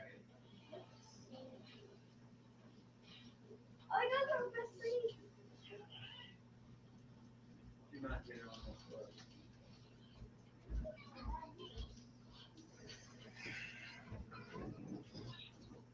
Oh, I swear it's on 72. Okay. Sorry, guys.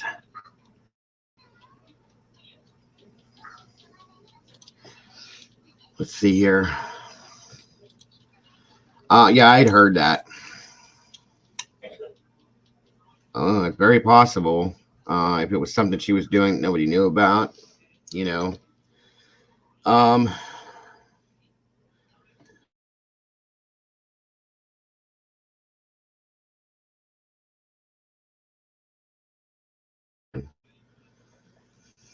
Okay. Damn it. Sorry, guys. Let me move this out of the way.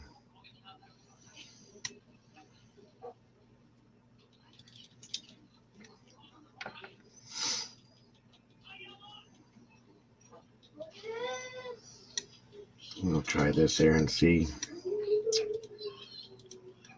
Retracing the final night.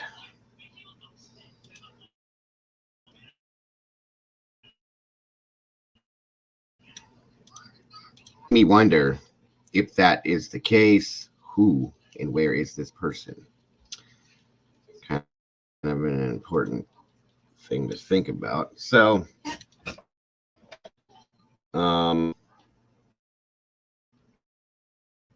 students are fleeing. The residents remain on edge. More than a week after 4 students were brutally stabbed to death in the small Idaho college town of Moscow. The 4 University of Idaho students were killed were Ethan of Washington, Madison Mogan, 21 of Coeur d'Alene, Idaho, Xana Kernittle, 20 of Avondale, Arizona, and Kaylee Goncalves, 21 of Rathdrum, Idaho. Idaho. All 4 victims were members of the fraternities and sororities. And again, that was something that sparked my attention, as when I realized they were fraternity and sorority brothers and sisters. That was kind of interesting. The women were roommates, and Chapin was dating Kurt. By the way, for those of you that did not know that, Ethan did not live in the home. His girlfriend lived there, and he spent one night there with her, and this is what happened, sadly. There's a lot of anxiety and a lot of people not knowing what to do to keep their friends and family safe, one student told News Nation. The FBI and state police are assisting local police in the investigation. Moscow hasn't had a murder case in about 7 years, guys. Authorities are asking for help in the investigation, which has yet to reveal suspects, including asking for people to come forward with surveillance video. Chris McDonough did a walk through downtown where the girls were at the food truck in that whole area by the corner club and all that stuff, and found cameras on top of buildings that we hadn't seen before. So I don't know if he's going to be requesting to pull video footage from those cameras if possible. It would be interesting to see if there's anything else that shows besides what we saw on that one's camera that was out there by the food truck. I'd be interested to see that personally. School officials are organizing a vigil for November 30th when students will be back from Thanksgiving break. Yet it is unknown at this point if the school will push students to return on Thursday. University President Scott Green sent a memo for two students saying, we need to remain flexible this week and grant our students and colleagues room to process these unprecedented events in our own way. Students, you are encouraged to do what is right for you, whether it's going home early or staying in class. You have our support. And here's what we know about the slain students' final hours and the investigations that has followed. Here we go. So this is kind of the best thing I could pull up, Cleo, as far as bullet points go. I'm sorry about that. I had something and it's gone now, so my apologies. Okay, retracing the final night. Okay, so Saturday, November 12th, 8 p.m., Ethan and Xana, who were dating, attend a party at the Sigma Chi fraternity house. 10 p.m., Kaylee Goncalves and Madison Mogan hang out at the local sports bar, the Corner Club, in downtown Moscow for several hours. Sunday, November 13th, 1 a.m., 2 surviving roommates returned home. Police say they may have slept through the attack, but now we're hearing that they heard something. That's it, just something. Okay. 1:40 a.m., Madison Mogan and Kaylee Goncalves are seen on video ordering food from a grub truck, a local food vendor. They wait 10 minutes for their food and can be seen chatting with each other and other people standing by the truck. Food truck manager Joseph Woodall, 26, told CNN the 2 students did not seem to be in distress or in danger in any way.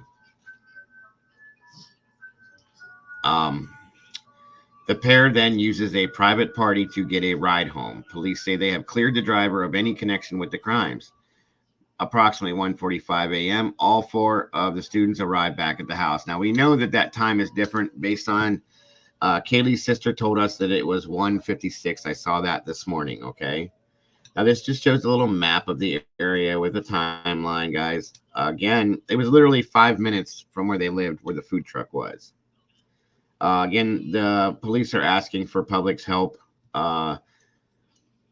They're looking for, of course, additional tips and leads for anybody that, lives in that vicinity, that area, that may know something or that may have seen something or that knows anything about camera footage. That's very important too.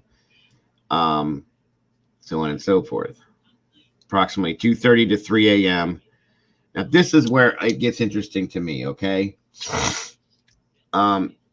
Anywhere from 2:30 to 3 o'clock in a.m. Goncalves repeatedly called her ex-boyfriend, Jake Schreiger, and he answered nothing, okay? And family members say that this is not unusual. The police are saying that Schreiger is not connected to the crimes whatsoever. That has been said multiple times and by her family that he is not connected. They love him. He's part of their family. Even the mother had said at one point that she believed that Kaylee and Jake would have ended up married. Okay. They were just taking a break, so on and so forth, which I get that happens, guys. They're college kids. They're still young. It is what it is. Okay. So there's that. Now let's see here. Approximately 3 to 5 a.m. Again, this part of the timeline bugs me. In anywhere between 3 and 5 a.m., that's a 2-hour period of time, okay? The 4 students who were believed to be sleeping at the time are unalived in the home. The coroner later states that some had defensive wounds. Xana, her father, went live and said she had bruises all over her arms and so on and so forth, as in defensive wounds. One of the other people had a defensive wound behind their neck. And each was stabbed multiple times. Now, I do know, guys, that the fatal wounds were in the chest. Okay, so whoever did this, it first of all was a very large knife. If anybody's ever seen what they call a Rambo knife, survival knife, they're huge, guys.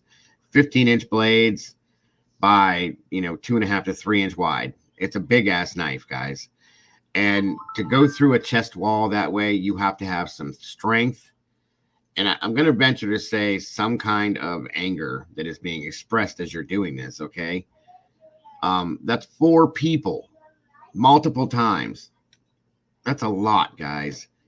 It's a lot. So whoever the person is that did this had to have been in decent shape to be able to control the situation enough if somebody's fighting back, one-handedly to do that. It's a small version of a machete, Cleo, but very, very large. Let's see here. Yeah, there was some sort of a defensive wound behind one of their necks, Liza, and I don't understand it either. Doesn't mean much, but they never paid for the food, and the food guy truck was okay with that.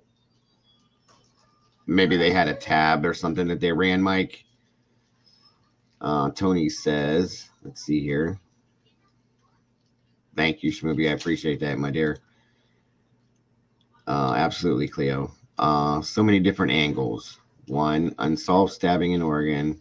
2, guys hanging around food truck club. 3, rogue ROTC member with knife. 4, Xana's mom being into drug trade. Number 5, lone wolf stalker. Yeah, there's a see, I don't know nothing about that whole thing with Xana's mom, but I'm going to look into that. Thank you, Tony, for that info. And there's nothing being talked about. You're right, Lena, about the frat party. And good to see you, Forever Trolling. How are you today? Good to have you here.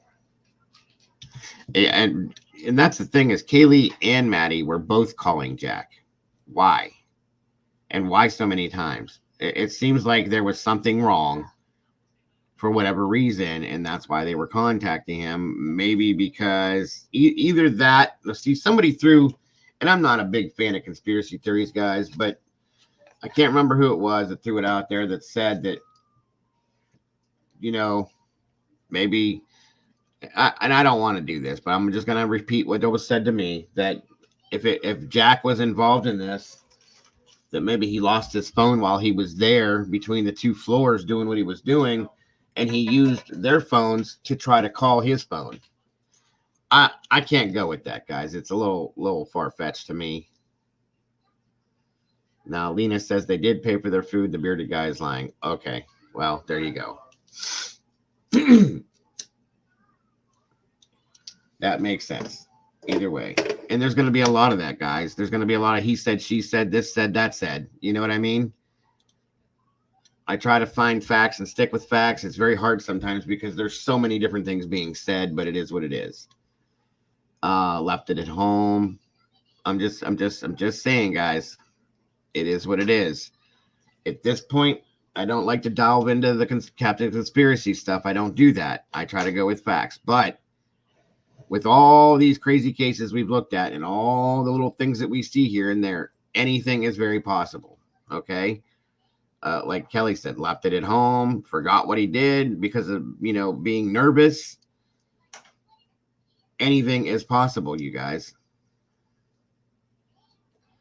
Welcome, Miss Brandy. Thank you for joining us. Good to have you here, sis. All right, so again, and luckily there's no sign of SA. I'm very grateful, at least for that these girls weren't violated in that way thus far. They're saying it hasn't happened. Shortly before noon, 2 surviving roommates wake up after finding one of the victims on the second floor unresponsive. They call friends to the house. This bothers me, guys. Okay. How did you not see the wounds on in the blood? Okay. We're right, Cleo's theories versus conspiracy is 100% different. You're absolutely right. So how did they not see the wounds and just thought they were passed out? Now, the only thing I'll give it is that they were groggy. They had been drinking the night before, you know, and we all know what that's like the next morning when you first get up.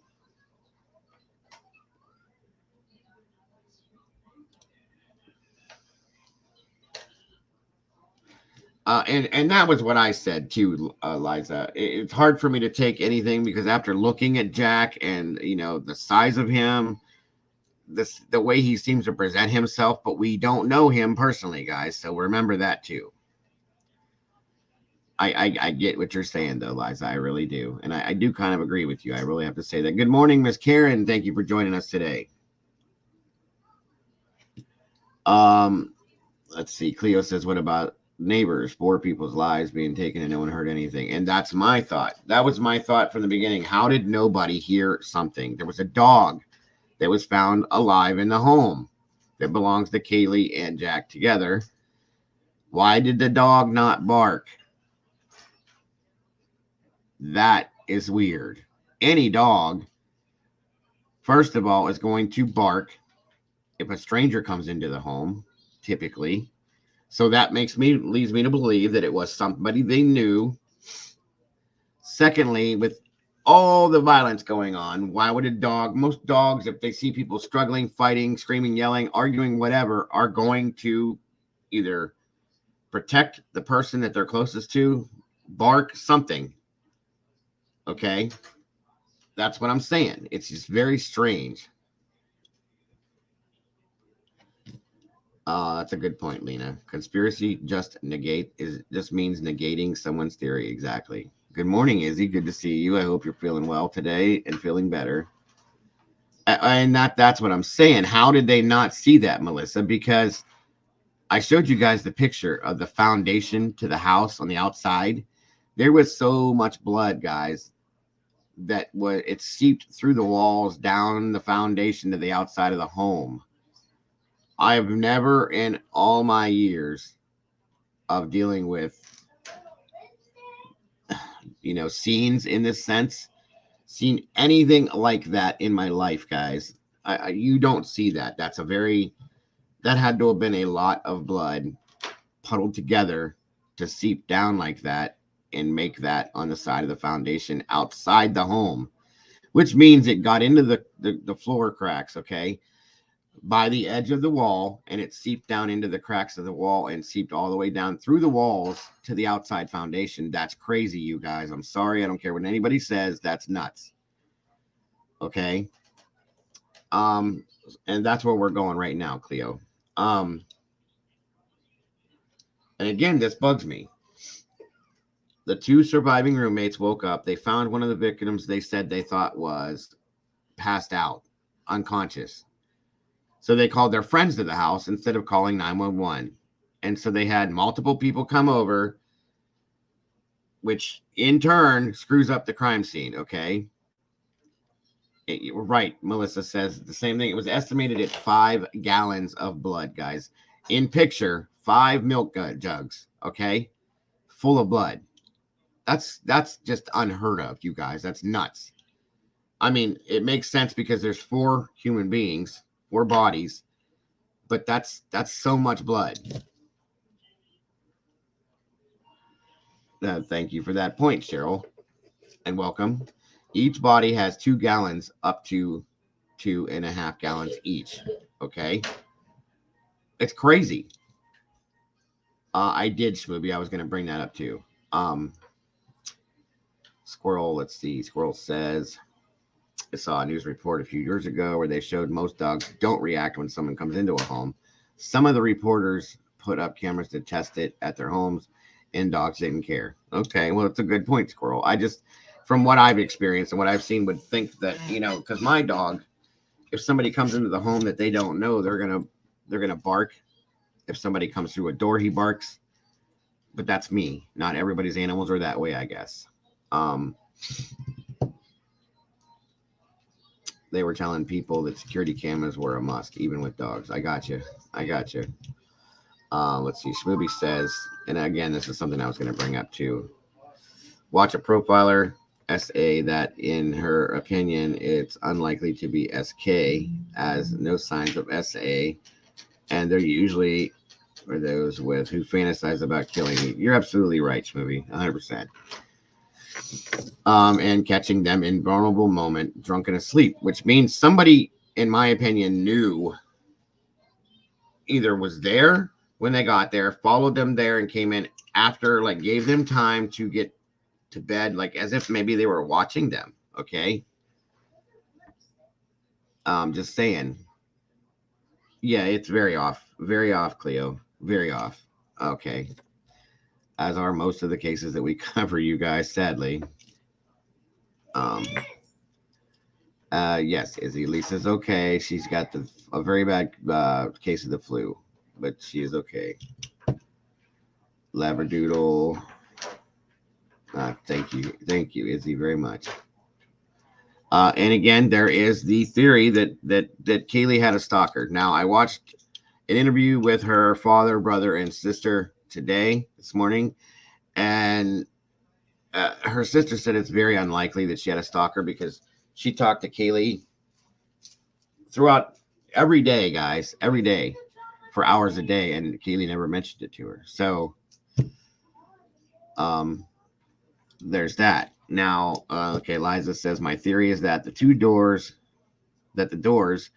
to the rooms were closed, and the roommates try to call, no answer, try to knock, no answer. As a young girl, I would think my friends drink way too much and call friends. Okay. I don't understand how they didn't understand that this was not just somebody passed out, though, because of the blood and the wounds that you would see on this person, unless the person had been rolled over and you couldn't see that. Which why would that happen? I mean, I don't know. Okay, it's a weird thing. It's a very weird scenario. I'm sorry I slept late. No apologies needed, Cheryl. You're fine. What place is that coming out about the two girls called the boyfriend's phone? You are not the first person. Oh, it's been out, Cheryl. That the two girls called Kaylee's ex-boyfriend Jack's phone more than 10 times that night, and that was between where'd it go? Between 2:30 a.m. and 3 a.m. that happened.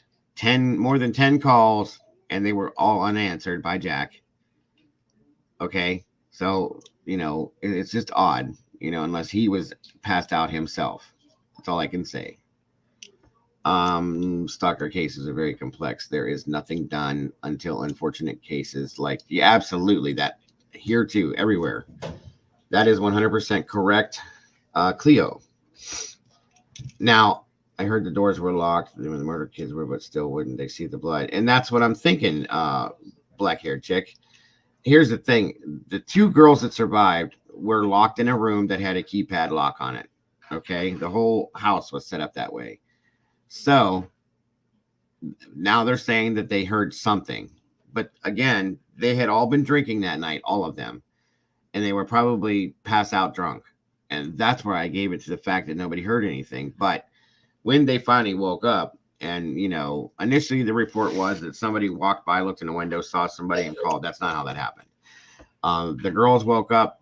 Welcome, Ty. So good to see you. It's been a while, but thank you for dropping in. Great to have you back, and I hope you had a great Thanksgiving, Ty. I'm glad I spoke to you the other day. It was great talking to you, hon. Welcome back. It's great to see you here. Right, Cheryl. That's it. It doesn't make sense why they would call and still unless they before calling 911. Now the only thing I could think of is that because they thought maybe they just thought that the person was passed out, so they called friends over to help revive them, or they were worried about it. Maybe worried about getting in trouble because of the alcohol. Who knows? Okay, but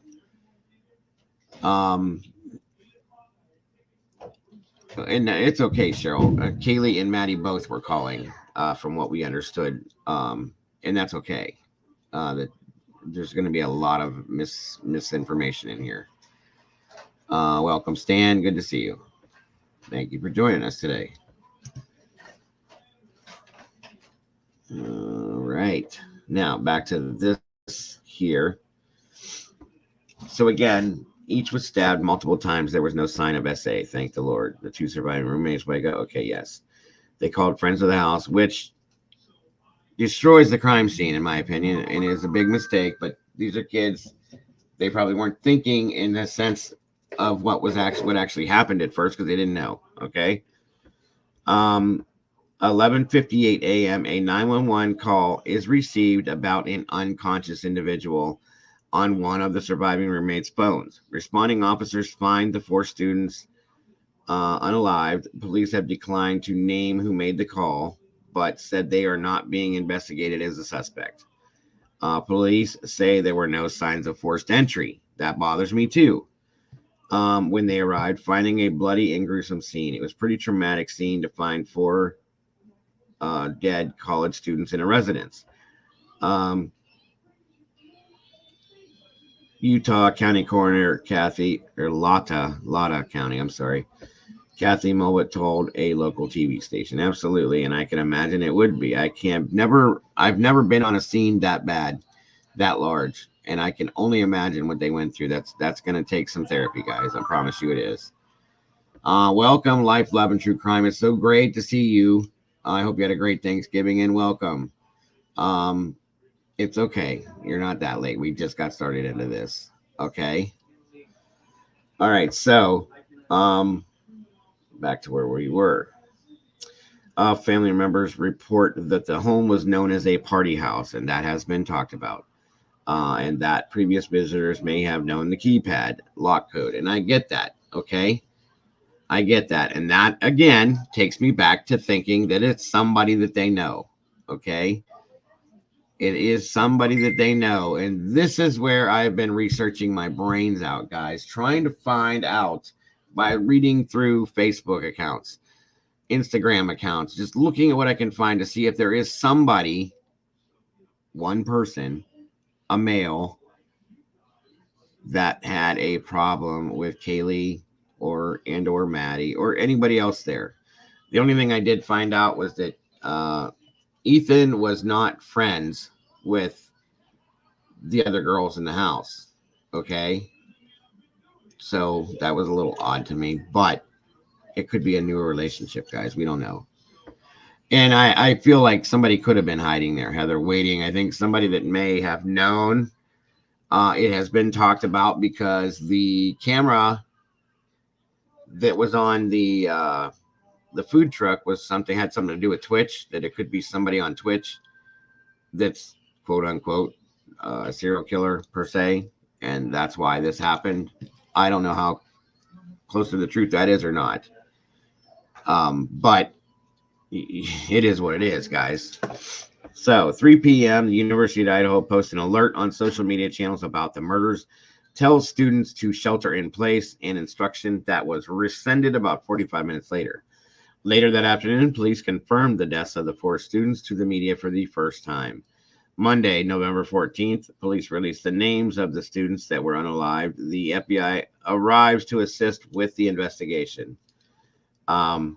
As fear mounts on campus, students began leaving early for Thanksgiving break. Professors start canceling classes and postponing assignments. Everybody kind of went back home because they're scared with no suspect caught. Student Nathan Tino told CNN it's definitely uneasy, and I agree. I would have yanked my son immediately. And no, Squirrel, that's the thing, is when that was brought up about a stalker, The father, the brother, and the sister, all three said that that is very unlikely because they would have known about it because they contacted Kaylee every day, and the sister spoke with Kaylee on and off through the day every day, and she would have said something. So I don't think that was a thing, guys. I don't. Something about the kid at the food truck keeps pulling me that way. Just his behavior, and I agree, Life Love. It was a little weird and odd behavior. I find it weird that Kaylee and ex-boyfriend Jake weren't friends on social media. Well, I think they were at one time. Black-haired chick. I think that was just because of the breakup, maybe temporarily. I'm not sure. Okay. They said it was never mentioned, and they felt she would have said something. Right, Kelly. That's exactly what I was saying. Okay, so now let's see what Liza says. Because the two surviving victims didn't have eye contact to their friends. If they had access and saw a bloodbath, thinking as my college 21-year-old self, I will go out of the house or hide. I get it, Liza. I do. I have no idea about anything to do with campus security, Lena, but you would think, they didn't live like right on campus, like they close like that. So maybe it wasn't in that jurisdiction. I don't know, Lena. That's a good question, to be honest with you. Wednesday, November 16th. More information comes out about the weapon used, saying it was an edged weapon, such as a knife. Of course, it was a knife. And it was a very large Rambo-styled survival knife, guys. Tactical combat knife is what it's called. The Facebook of the food truck manager has some interesting triggers, swords, guns, outdoorsman, bigger guy, into the TV show Psych. That's very interesting, Mike. Actually, that's really interesting, to be honest with you. It'd be nice to be able to get more of a conversation with the food truck guy to see what was talked about. Maybe he had an interest in the girls. They were both very pretty girls. You're right, Liza. I agree with you 100%. Again, they're saying we cannot say there's no threat to the community, and we have it stated, please stay vigilant, report any suspicious activity, and be aware of your surrounding at all times, of course. More information is released as of the 17th from the coroner about the murders, officially naming the cause of death, homicide murder. Police debunked misinformation being shared online. Very good that they did that. About the crimes during the last news conference. Okay. And still no suspect has been arrested. Murder weapon not found. So on and so forth. No one in custody. No motive visible. So, that being said. Gotcha, Mike. I gotcha. I see you're starting to fall into the rabbit hole with the rest of us. But then, where are we at? Where'd that go? Pink Peony, good to see you. Thank you for joining us. Thank you, Shmooby. I appreciate that, my dear, as always. You could have a stalker that you are not. Oh, that's absolutely correct, Pink. And I was going to make that comment. They don't have to know about everything. She may not even know she had a stalker. Again, a very pretty girl, young girl. It could be anybody, guys. Some people just don't take the word no very well. Some people don't take rejection very well. Okay. Great to see you, Pink. So glad to have you here. I hope you had a great Thanksgiving, and thank you for joining us. Yeah, Cleo, the two surviving roommates were not even, they had no idea that it happened. They weren't harmed. They weren't touched, but they were locked in their bedroom in a keypad lock. So they weren't affected at all. And it's still a very weird situation. Let's see here. Now, I don't know how many of you guys saw this, but I'm going to show it to you again anyway, if you did, because it's kind of important to me in this whole situation. Give me a second, guys, to get this all fixed real quick. I had all this up on tabs, guys. I don't know what happened. The dog is conditioned to peeps coming in and going. That's the point that I was trying to make, Squirrel, and I agree with you because it's a party house. There's so many people in and out of the house that the dog is just kind of like, okay, there's somebody else here, so what? But it, the only thing I was saying is that I thought was weird that if there was a violent situation going on, if the dog was there, typically the dog would be close to his owner. Okay, I would think that he would react to that, and didn't seem to. I had to get a stalking injunction against someone I was close to when I was pregnant because he. Okay, I got you, Kelly. That's sad when it happens. No, and I get that too. Life, love, and true crime. So, let me get this out of here, guys. Give me a moment here.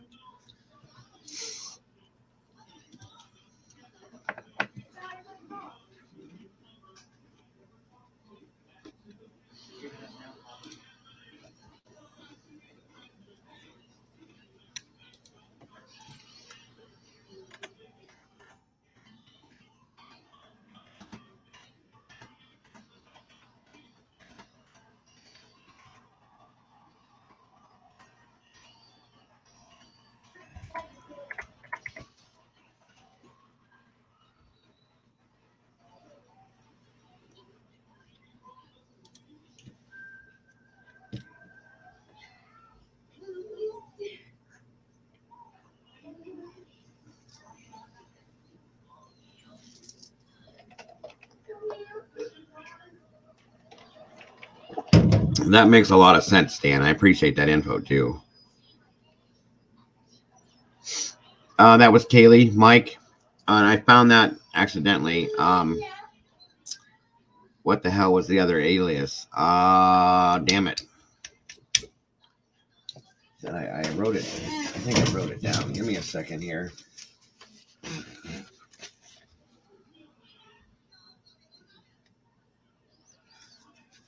That was on the other.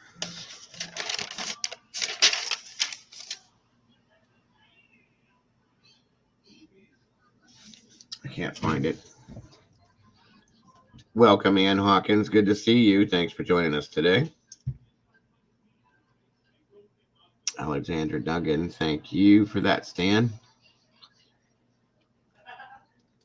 No, I didn't hear that, Ann, at all about the dog. If that's the case and the dog was in a cage, you're absolutely correct. That would make sense. Yes, the girls each had their own space. It was a 6-bedroom house, okay? And I believe each girl had their own room.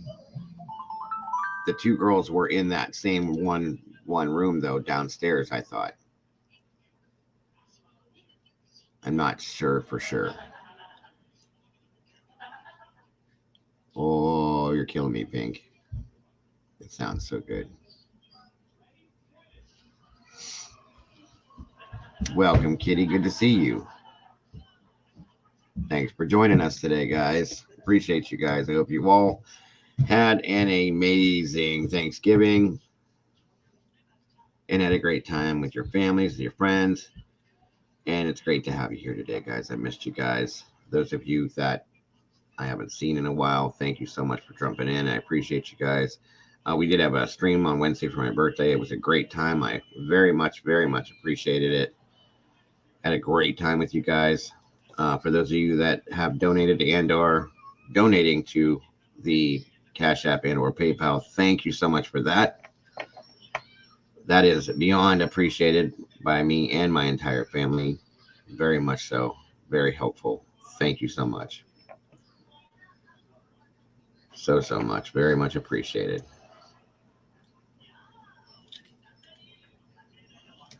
Sorry, guys. I'm trying to... Thank you, Kitty. And I appreciate that. But it was a great stream for those of you that weren't here. I enjoyed it immensely. I think we all had a good time that day. We didn't do anything had anything to do with crime. We just listened to some music and had a good time. That's all. It was everything that happened on the 2nd and 3rd floor. Thank you, Heather. Nothing happened on the very bottom floor, the basement area where the 2 survivors were. Nothing. So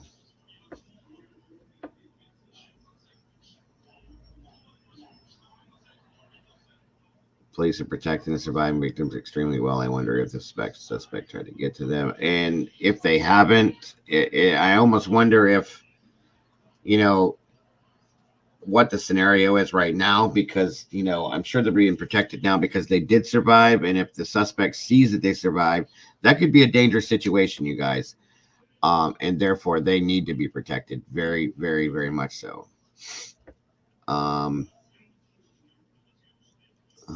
Okay. Hello, Allison. Thank you so much for joining us today. It's great to see you. Appreciate having you here. Very much so. All right, let me see here. Okay. Thank you, Karen. I appreciate that very much. Yes, my birthday was Wednesday, guys. It was actually a really great stream, too. For those of you that missed it, I'm sorry. We had a great time. A great time. It was fun.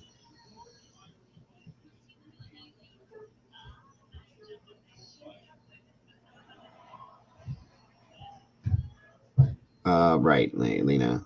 Yes, it was a 6-bedroom home. There was a bathroom. There were 2 bedrooms on each floor. Okay, and then it had a bathroom on each floor as well.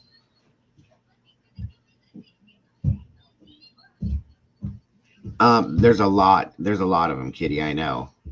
Just for those of you that didn't see that, did anyone Google crimes K-bar knife 2022? I think you're going to be surprised. It's an interesting thing to look at. It very much is.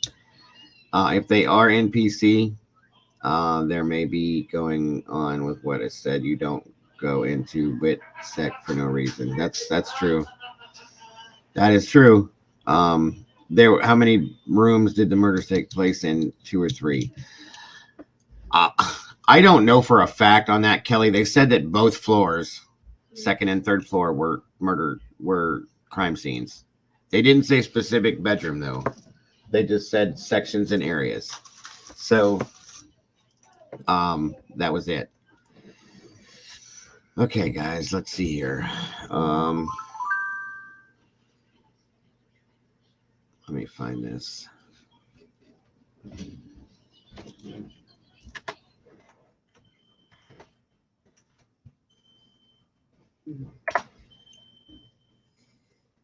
Still in the rabbit hole? I got you, Kitty. No worries. 6-bedroom, 5-bath pictures online. Okay, there was 5 baths. I'm sorry, Ann. Thank you. Yeah, I had pulled up some pictures of it, but I couldn't get it to stay. The house is on Zillow, Cleo. Yes, it is. I pulled it up the other day. One second. I'm going to play this as the update. This was given on Wednesday for those of you that may not have seen it real quick. Not a full press conference, but it is an update on the scenario. I don't know if everybody saw it or not, but here we go, guys. Okay, you guys. The thing is that I'm not a stranger to the people that are. It's the public. Sorry. All right. Let's see what we got here. Let me know if you guys having problems hearing it. Okay. Sorry, I forgot the most important part of my job. I just want to let you guys know that there will be a question and answer time. We're going to try and extend it today to be a little bit longer, so that way more people have the opportunity to ask questions. We have a gentleman. Chief James Fry with the Moscow Police Department. Joining me today is Captain Roger Lanier with the Moscow Police Department. Yes. Lena. Moscow Deputy City Supervisor Tyler Palmer, Colonel Kedrick Wills of the Idaho State Police, University of Idaho President Scott Green, University of Idaho Dean of Students Bink. Blaine Eccles, and Latah County Prosecutor Bill Thompson. We are thankful for all the tips and leads the public has provided in Ethan, Xana, Kaylee, and Madison's murder investigation. No bit of information is too small, and every tip will be pursued. So far, this information has helped investigators build a picture of the areas of interest and the relationships these 4 had with each other and our community. We still believe there's more information to be gathered, which will continue creating a window through which we view this case. We all want to understand why this happened and what drove someone to do this. The families of those involved and our entire community deserve to know. We ask anyone with any information related to what happened with these four who are in our community, their interaction with others, and whether they expressed concern or commented about someone or something strange, to get that information to us. Even if you don't believe it is relevant, investigators will review and determine if and how your information builds the picture. Sometimes what a video or a picture doesn't show is equally as important as what might be there. Information on how to submit tips and updates on the investigation can be found on the Moscow Police Department webpage. We continue moving forward to understand why this occurred in our community and seek answers to bring justice for the victims and their loved ones, because they deserve it. I personally want you to know we care, and we will continue to work hard to get these answers for these individuals. At this time, I'd like to introduce Captain Roger Lanier for an update on what we can currently share about this investigation.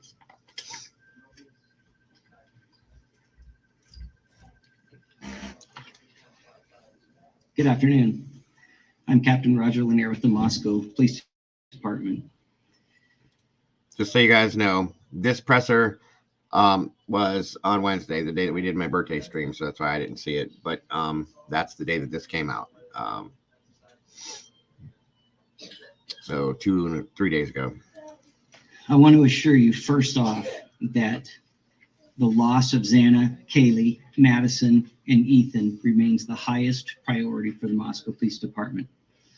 We will continue putting all of our resources into investigating and solving these murders. Investigators are prepared to work through the Thanksgiving holiday to continue their efforts.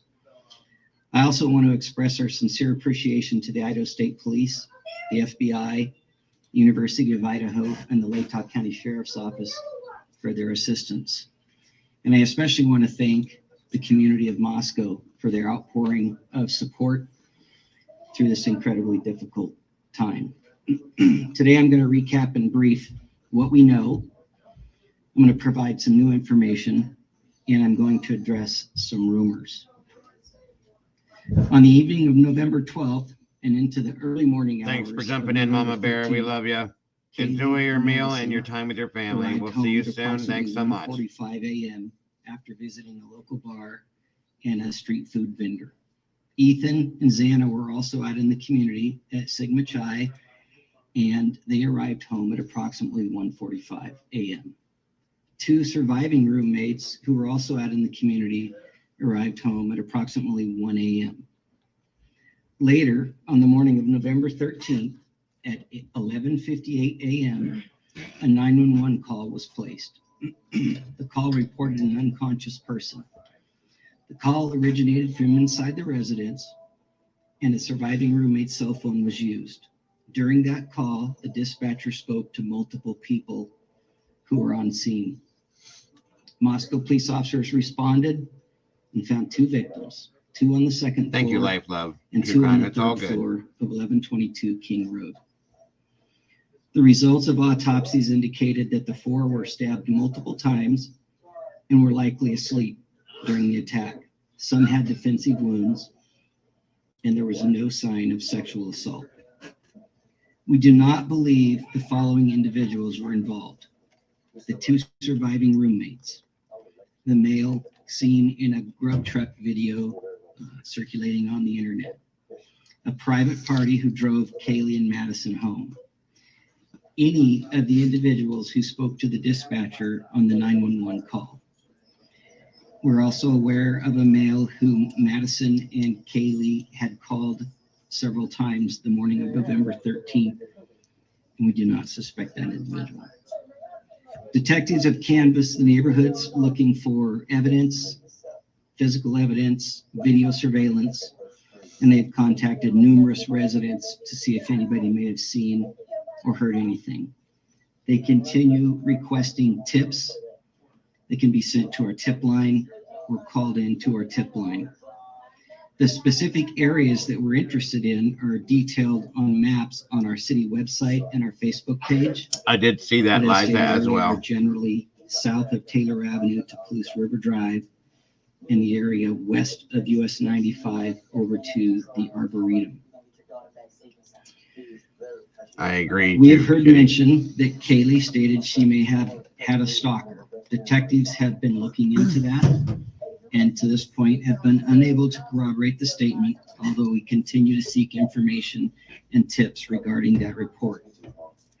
No suspects have been named or arrested, and we continue looking for what we believe to be a fixed blade knife used in the murders. We Exactly, have not Izzy. released Thank you, the CC, names very of much for any that. of the subjects who spoke on the 911 call, and we have not released the call itself. Any online reports of the victims being tied and gagged are not accurate. Regarding the resources that we've put forth in this investigation, the Moscow Police Department has 4 detectives, 24 patrol officers, and 5 support staff dedicated to this investigation.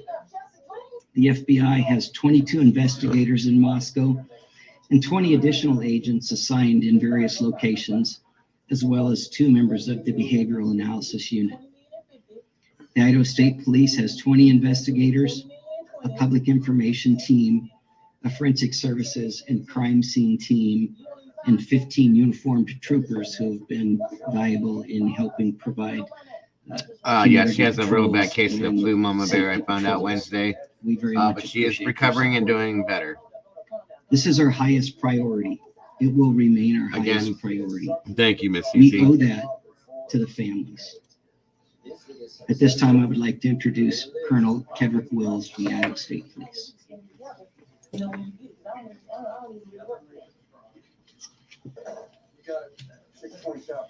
Thank you, Captain, and thank you for those that are in attendance today for your attendance. We really appreciate this.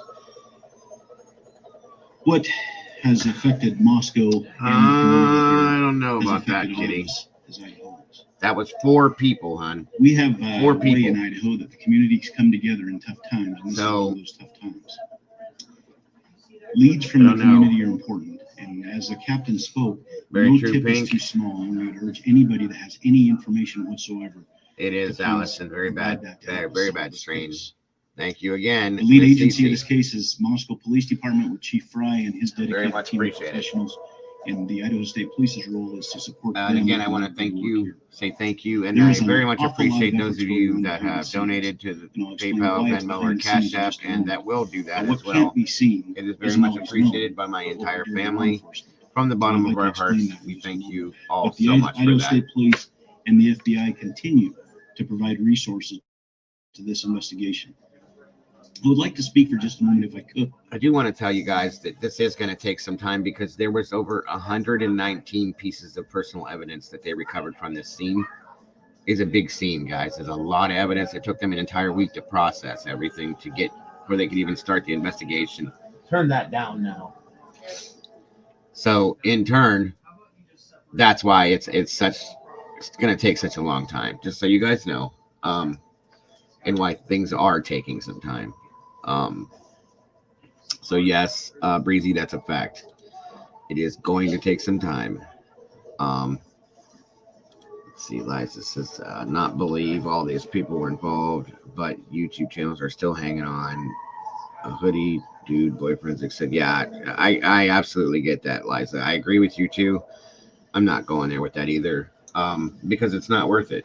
These aren't facts. It's just a waste of time and energy to stick to some of the people that they're trying to use as suspects.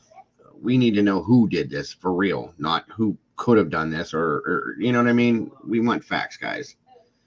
Yes, approximately 4,000 photos, guys. That's how many between that and the evidence collecting. It's crazy. Oh, thank you, Miss CC, with the first super sticker. I appreciate that, my dear, as always. Thank you so much for that. I also read that someone left dead coyotes on student property, but again, who knows if that's true? That's a fact, Lena. There's so many different rumors flying around, and that happens a lot with these cases. You guys know that, and you guys are smart. You guys know how to differentiate and look at what's right and what's wrong and what seems right and what doesn't seem right. You know what I mean? Thank you so much, Cece. As always, my dear.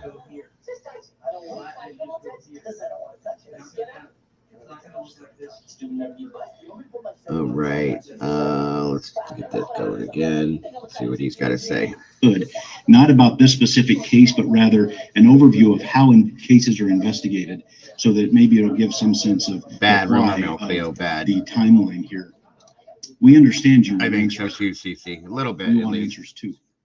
But these take time, and if I could explain just a minute about the process here of what we go through just generally in investigations. So we use in advanced investigative techniques and crime scene processing. So what happens when a call comes in, the original officers, the first officers that respond to a scene, and then once that they've got their work there and determined that they need some additional investigative assistance, then they call investigators to come and help. Very process that possible, scene. Miss Lena. And Very oftentimes possible. it requires a forensics team to help process that scene. And when I say process the scene, what we're looking for any evidence that may help us to be able to find the people or person responsible for what.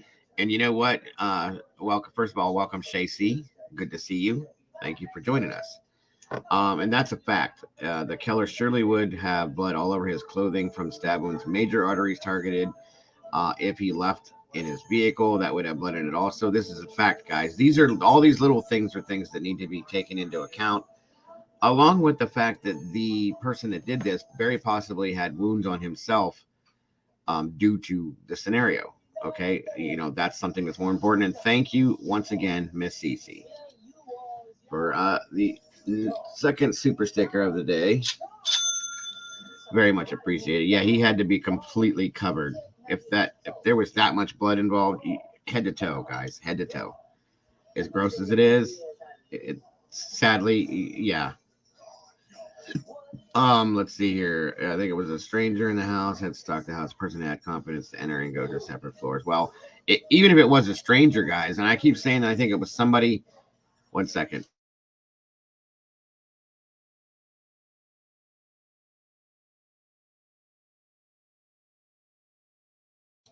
Okay, so, what was I gonna say?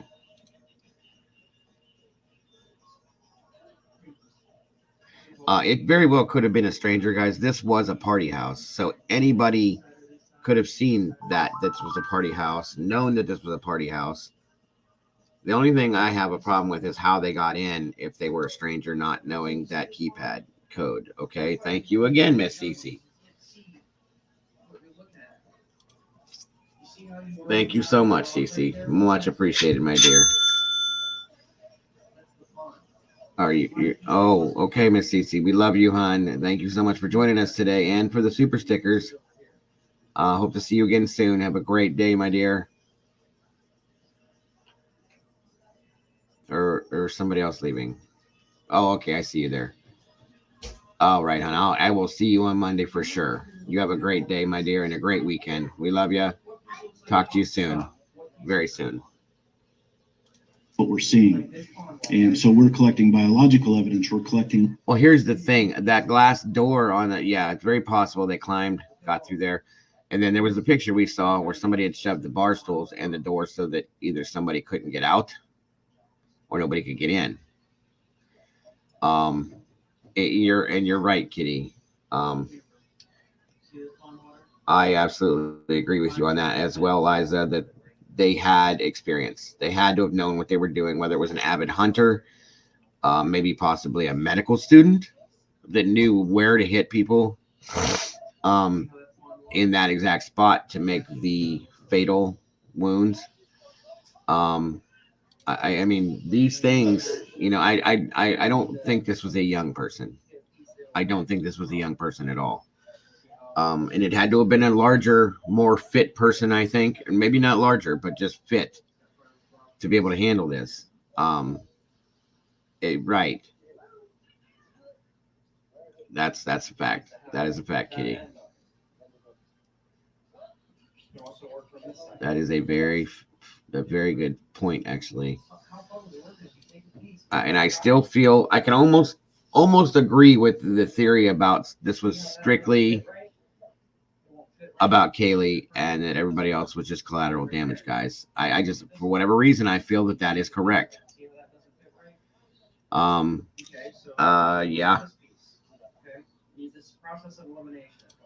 Let's see. Mike says, "Do you know what's real strange? So I found that alias on Facebook name 4 days ago. The profile pic was changed, and there's more activity. That is very weird. I'd like to know who has access to that on the mic. That's a very odd situation because I don't know why that would be. They do have an ROTC program, and that is from what I understand, a knife that is passed out in that program. That's it. Alexandra Medina. Thank you, Mike. Thank you for that, brother. That was Kaylee's alter Facebook account, and that was the name that was used on that account. Why, I don't know.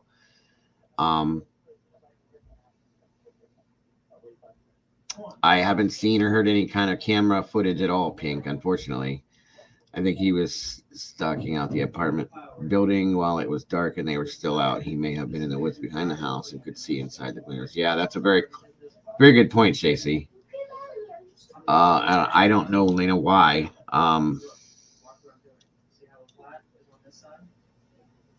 22 years old. I can agree with that, Kitty.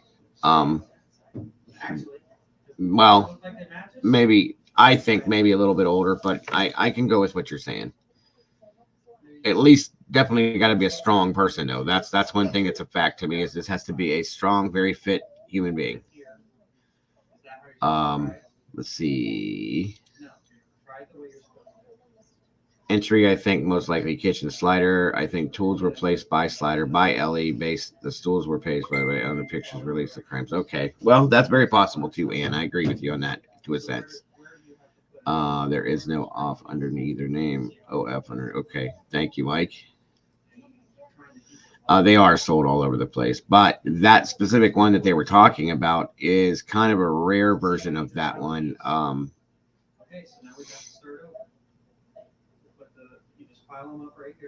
Okay, I saw that story this morning, Kitty. The boyfriend of Maddie stabbed some classmate. It wasn't her actual boyfriend that did it, but it happened in the school he went to. It wasn't her boyfriend, though, that did it. He was just there. I saw that story this morning. Oh, I appreciate that, Shacey. Welcome. Glad to have you here. If you know anybody else that would be interested, bring them on in. We would love to have you. Yeah, they can too, Michael. They didn't say what, or Cleo, I'm sorry. They didn't say if those were overridden. They didn't. You can break those keypads and make it unlock. I've seen that happen too. Getting to the balcony, which is very well covered by trees and lights, plus to make it easier, ladder outside the house. People don't lock balconies. Typically, they don't on the second floor because there's no usually reason to. I absolutely see that. Yes, it's been a great mix of people in here, and I'm super grateful for that. I love it when that happens. No worries, Squirrel. I know you're always attentive in here. Always. If anybody, you're always on point, my dear. So I appreciate you and your wisdom. All right, let's finish this video, you guys. I looked into the ROTC thing, and I couldn't get much out of it, Lena. I really tried to find some stuff on it. There wasn't a lot. It didn't give a lot info on it. And Breezy, you are correct in my opinion as well. This was somebody with experience. He moved around 2 floors and 3 rooms and unalived all 4 victims in their beds or right next to their bed. I think the 2 girls, Kaylee and Maddie, were the first 2. Okay. And then I think that noise may have been heard by Ethan and his girlfriend. And that's why I think there were defensive wounds on her, because maybe Ethan was the first because he was the man. And she had a chance to try to fight. Okay. And I agree, Squirrel. I think he did know the layout somehow or another, whether either it was him. Now, here's another theory, guys, that was brought something was said and it made me think about it. Was it somebody that goes to that house a lot? Maybe possibly somebody said the owner or his son of the home that would know the house, somebody that previously lived in the house, or again, somebody that's been there on a regular basis, or that knows the house very well. Somebody that maybe worked on the house, so on and so forth, guys. So we don't know for sure. Or definitely a hunter. That's true, Vicky. So I don't know. I don't know, guys. Let me get this going again. Latent evidence, whether it's shoe prints or tire marks or anything like that, we're trying to collect that evidence.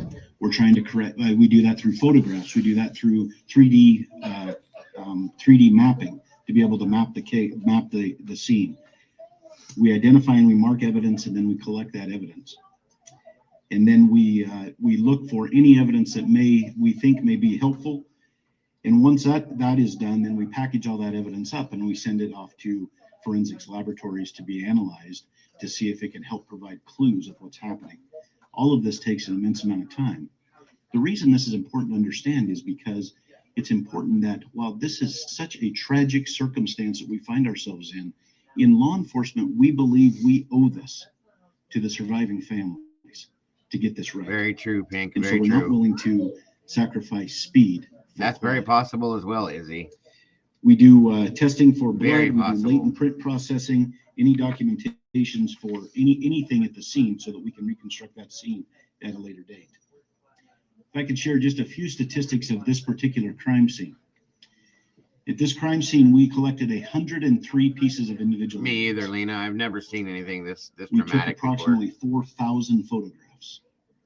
They have done We've that. conducted multiple JC, I know 3D that. I scans heard of the that residents. report. And we have hundreds of hours used by technicians and investigators, including our forensics team and detectives from multiple My nose is agencies. itching like crazy, guys. We Sorry. processed Somebody's over talking about me. 1,000 total tips and conducted 150 interviews. I hope that you understand that gives a Please little do, bit of Kitty. a Please perception do. of just how complex this case is. We have the utmost confidence in this Yes, investigation. Cleo. I'm retired and that this firefighter medic investigation will be done right. for 17 years. We ask you and we ask the public to please remain Hence patient as this investigation Why I've never unfolds. seen a scene like this. And please rely on official sources of information. We really appreciate the media's assistance. We know you have a job to do. We know that you're professionals and you do it to the best of your ability. And we're thankful that you're here because without you, we could not get the correct information to the community that could help us solve this. So I can't overemphasize how much I appreciate and we appreciate Yes, Lena, and law that's enforcement, very your willingness to do this. good point. What In you are fact. doing matters.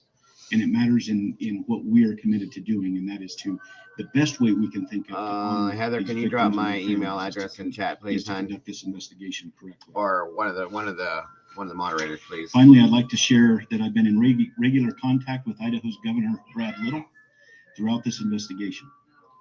Governor Little is making available up to $1 million for expenses related to this ongoing investigation. As you heard, the resources that are here in Moscow and throughout with this investigation, you can see that those expenses would add up quickly. Like all Idahoans, Governor Little is deeply saddened by the loss of these 4 bright and promising young lives.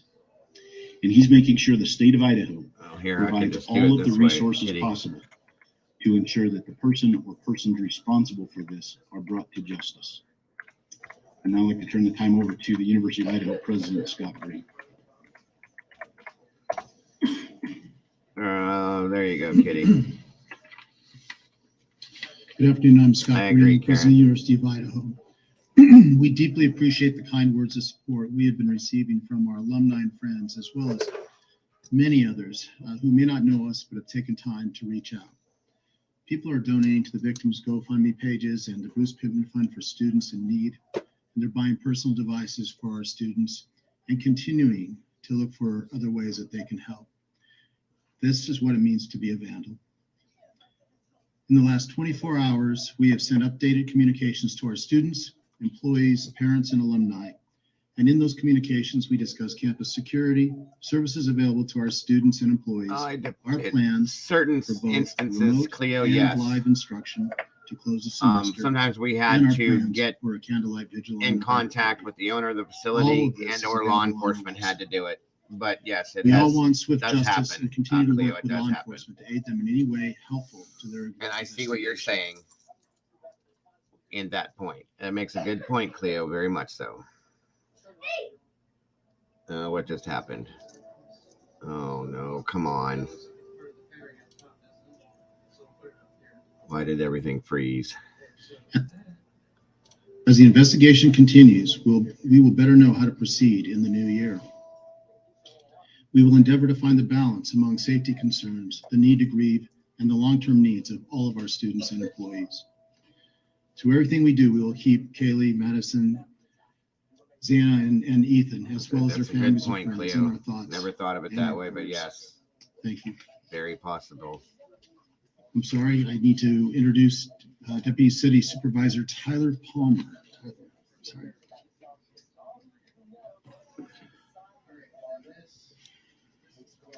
Good afternoon. My name is Tyler Palmer. I'm Deputy City Supervisor with the City of Moscow. And I'm here today on behalf of Mayor Arthur Betke, the Moscow City Council, and Moscow City Administration. The loss of Kaylee, Madison, Dana, and Ethan has sent an overwhelming, palpable wave of grief, confusion, sorrow, and anger through our peaceful community. Mayor Betke. No, with the I support said of our you're City absolutely Council, correct, Cleo. has instructed And staff to marshal I all see where you were necessary going with that resources now, and that is for our a law very good enforcement possibility. I professionals never as they thought of it that diligently way, work and to thank ensure you the safety of every for member of this thanking me community for that. and Man, find the person absolutely no responsible problem. for I this. enjoyed every minute of it. The outpouring of support, kindness, and genuine empathy locally and even globally has been a humbling reminder that those who want to help far outnumber those who want to hurt. And we take some solace in that. I agree, Liza. To all of you who've reached out, sent letters and cards, provided food for those working around the clock on this investigation, Yes, that's a fact. and offered other resources, we thank you sincerely. These continued acts of charity and humanity remind us why we live in this tight-knit, caring community. The City of Moscow is committed to seeing this investigation through to a successful end, Yes. and will continue to dedicate Now, whatever resources are necessary I will say for that, effort. Um, We are thankful for the immense support from the University of Idaho, Lake County, Governor Little and his office, the Idaho State Police, and the Federal Bureau of Investigation. Moscow's my depending on like certain townships and cities that have apartment complexes, specialized apartment buildings, corporate run buildings and stuff like that. Yes, we did have master keys, so on and so forth. Wild Fox, I don't appreciate that. And you can be on your way, please. If you don't like the way things are handled in here, have a great day. Thank you so much for that. I'm responding to the people in the chat. Again, if you don't like it, you don't need to be here. Have a great day. So yeah, there are master keys to like fully, again, corporate like apartment complexes, buildings, things like that. So yes, we did have that. No worries, Kitty, no worries.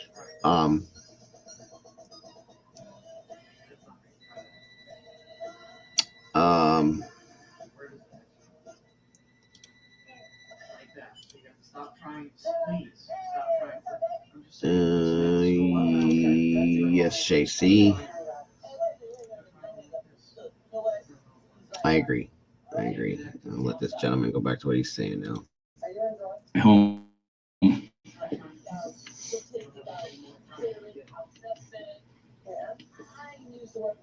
Right, Kitty, I get it. And I know we won't be defined by tragedy, but how we respond to it. Thank you, life, love, and true crime. We mourn the loss of these beautiful young people, and we will relentlessly pursue justice on their behalf. Thank you.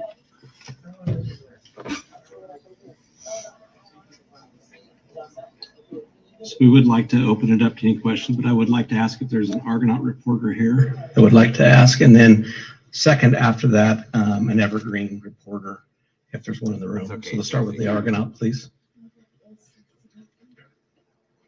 I'm with the OCC. James Aldrich with the Argonaut. I have two questions, if that's all right. Firstly, being Right, what exactly, the police Cleo. presence is going to look like after Thanksgiving break and how long that's going to last. So I'll go ahead and answer. The police presence is going to be very heavy after the break. We have Idaho State Patrol that will also still be in the area, and you'll see a high impact of patrol officers and troopers, as well as Latah County Sheriff's Department personnel in the area. And then secondly, would there be any possibility of the release of the 911 phone call, even in transcript? Not at this time. That's part of our investigation.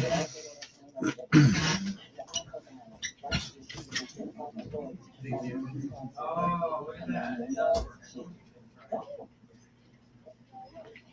So we need one more piece. Frankie Beer, the Daily Why don't you try it before you get I to guess the Moscow PD press release mentioned looking into hundreds of pieces of information gave some potential stalker. I was wondering what led you to believe she did have a stalker possibly, and why those pieces of information haven't come out. I'm actually going to let Captain Lanier answer this question. Thank you, Chief. We obtained information through some of our interviews that Kaylee had made some comments about a stalker, so that's where that came from. We have followed up looking at specific time frames in specific areas of town. So far, we have not been able to corroborate it, but we're not done looking into that piece of information. We're not on the no, it doesn't. No flat piece is gonna be in the middle. Dan Springer, Fox News. If I can get Captain Lanier. Sir, why not tell the public who the target was? You've said that this was a targeted attack. Why not tell the public who was targeted? If it was multiple people, it would go a long ways to telling the public what you're looking for and who you're looking for, the type of person you're looking for. Why not do that to alleviate some of the fears out there in the community? Well, first and foremost, we have the integrity of the investigation to preserve. And we feel like that information is integral to us and how we conduct our investigation. Releasing that to the public may or may not flood us with a lot of information that's not relevant or specific to what we're looking at. So we do want more information, but we don't want to put our investigation in jeopardy by releasing what we have. There's always a balance between what you're willing to release versus what you're trying to gather. We told the public very clearly from the beginning that we're looking for a knife. We told the public very clearly from the beginning that we believe it was a targeted attack. I mean, to be honest, you're going to have to trust us on that at this point, because we're not going to release why we think that.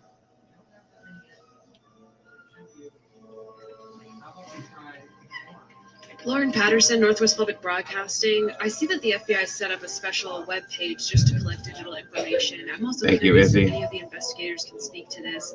Curious if the Wi-Fi hotspot has been tapped at all. It's possible if the suspect had their phone on them, it may have pinged off the Wi-Fi in the residence. Has that been checked on at all? As I stated, our investigation is looking at every avenue of every piece of evidence that we can.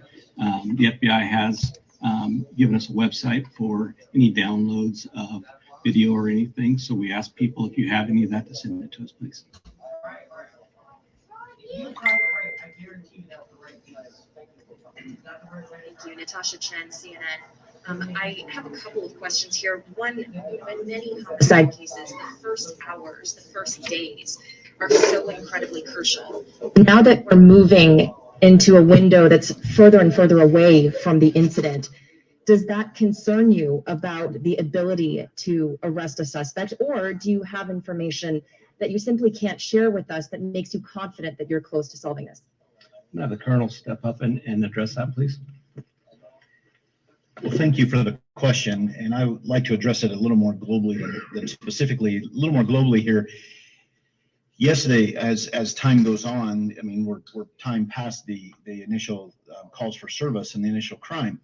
However, we also, as time goes on, are able to process the forensics evidence, any forensics evidence that we may have collected. And so that helps us. And we're also able to process the tips that continue to come in, which may help us. And so while time in one respect is not beneficial, in another respect it is, because it helps provide us with that whole picture of with all of the information that we're gathering, whether it's evidence or tips or any other information that we're gathering, and may help us to provide a clearer picture. And so it may help answer those questions that we're seeking as well. Exactly, Tony. That's something I thought about myself. Palermo, Idaho Statesman. I was wondering if there's any evidence that suggests the attacker visited the first floor where the 2 surviving roommates were. That information will not be released at this time. It's part of our investigation. And as we stated earlier, there's many things that are involved in an investigation that we will release and things we won't.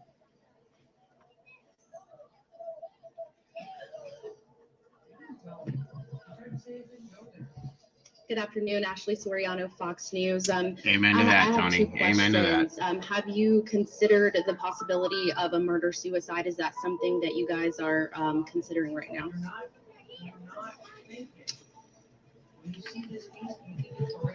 Was something I thought about in the very beginning. That question has been asked previously, not at a press conference. It's certainly something that we looked at in the early part of the investigation. It is not something that we're looking at this time.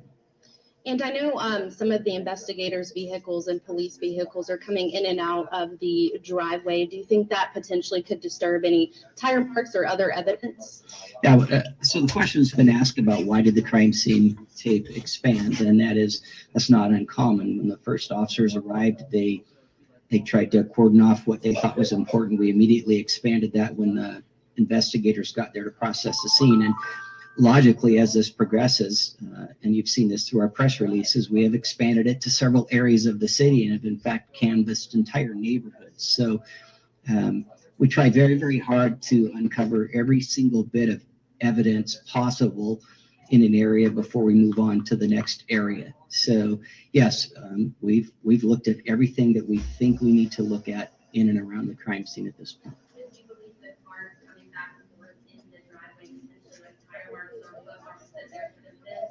Well, it's a gravel parking area, so it would be hard to say that.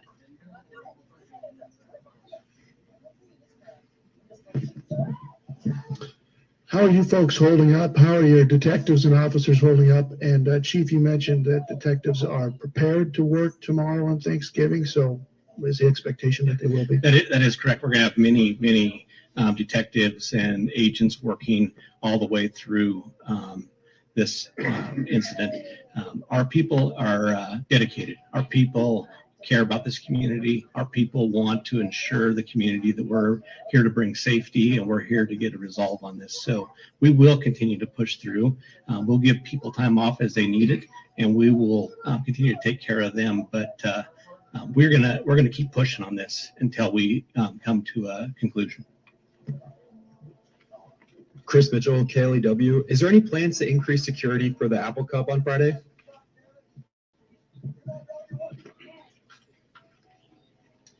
I can't speak to what's going on in the state of Washington. I can only speak to what we're doing here on the campus of the University of Idaho in concert with President Green and his team. We are absolutely, with the Idaho State Police and the Moscow Police Department, we are 100% dedicated to making sure that this continues to be a safe place for students to do what students need to do. And so that's why we have so many uniformed troopers here that aren't necessarily assisting with the investigation, but rather here to help with the campus security. And President Green and his team have been fantastic in helping to strike that balance to make sure that we have law enforcement resources here.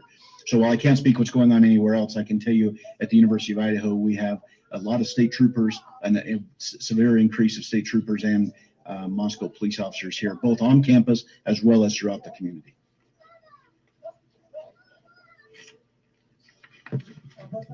John McBell, ABC News.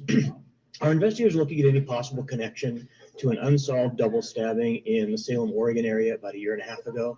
Specifically, 2 people stabbed in their home in the middle of the night, long knife, no suspect at this point. One died, one survived. I think we're looking at every avenue, and we have other agencies reaching out to us with other cases and stuff that we are doing follow up on. We will continue to follow up on those. Are you aware of that case? I actually had a tip come in on that case and I forwarded it to our tip line. Okay, one more question. Can you confirm the bodies have been released to the families or are being so released today? I believe they have been released to the family, and I know that I believe one of them has already had a funeral.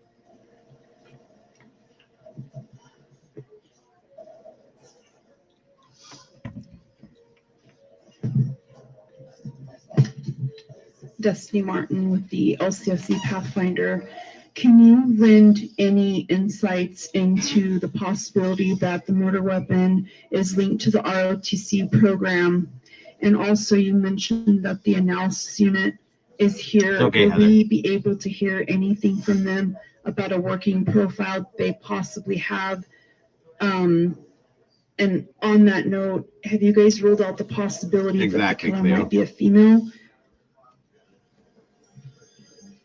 So we look at every avenue. We're looking at every group of people. Like I said early in our first press conference, we're not going to let any stone go unturned.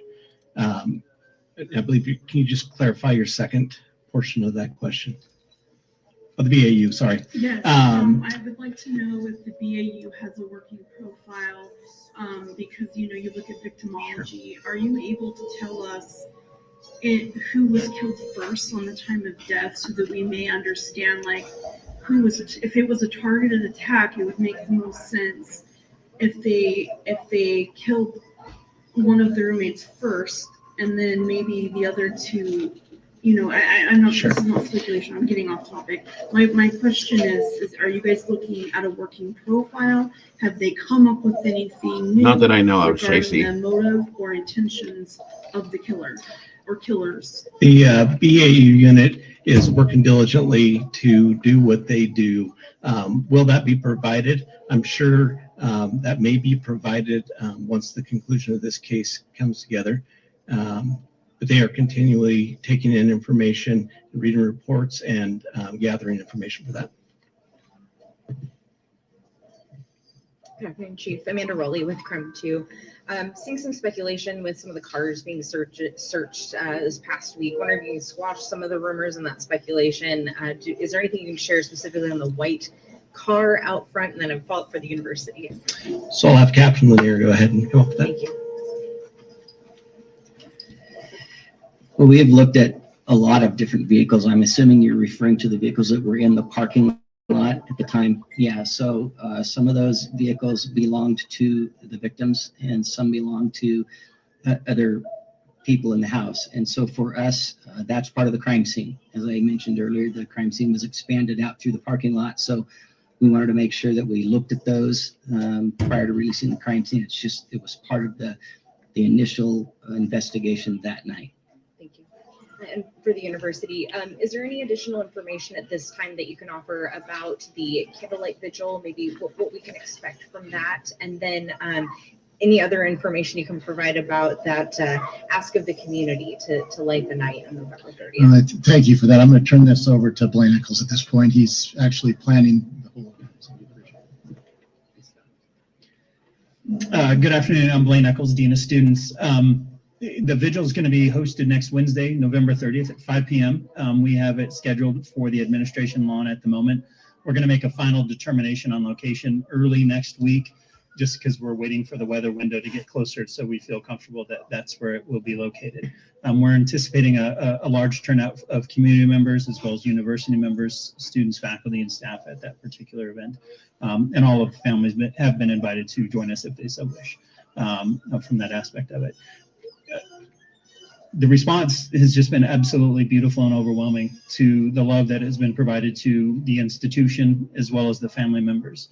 The Light the Night event that you're talking about, while I don't have a lot of details on that, is set to coincide at the same time, just so that people that can't be here in person as part of the vigil are going to be able to participate remotely as well. The vigil will be live streamed, and it's safe to say that the Vandal family is going to unite and come together to support the families in the darkest moments of their life, quite frankly. So I'm going to go ahead and take two more questions, okay? Jordan Smith, KXLY. At this point in time, do investigators know which entrance the suspect used to enter the residence? If this was someone who might have known the door code at the front or maybe used the back door? Once again, that's part of our investigation. We're not going to release that information this time. Thank you.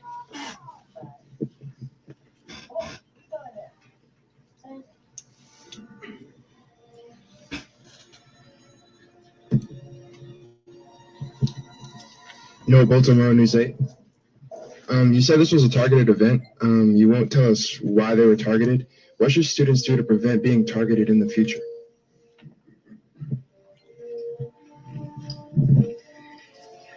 Well, that's a great question, especially in light of what just happened. If you would have asked us 9 days ago, we would have had probably a different answer. Moscow's always been a very safe community. In light of this, and maybe we should always look at it this way, vigilance, always traveling in pairs, knowing where you're going, telling someone when you arrive, and just that kind of general awareness. Maybe we should, as a community, have always been doing that. You know, in some ways, this took our innocence. I would tell students that. Thank you, Karen, for joining us. Have a great day. Friend. I know that the university staff is looking at different options to increase some of the safety on campus and providing certain options to students. So, going forward, there's a lot of things that maybe we wish we would have done before, but we need to start doing now. So I'm going to go ahead and close, but what we do want to let our community know that we do care. We do want to provide a safe environment. We will continue to work hard and we'll continue to do everything we can. We want people to be vigilant. We want people to report anything suspicious to us and let us get there and handle it. But we are here to provide that safety. So I want to thank you today for coming, and I appreciate your questions. Yes, Breezy, I agree.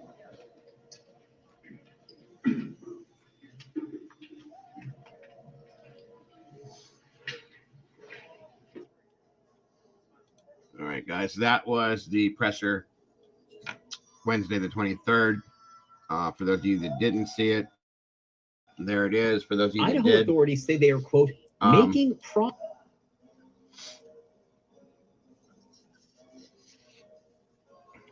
I'm glad I was able to show it to you.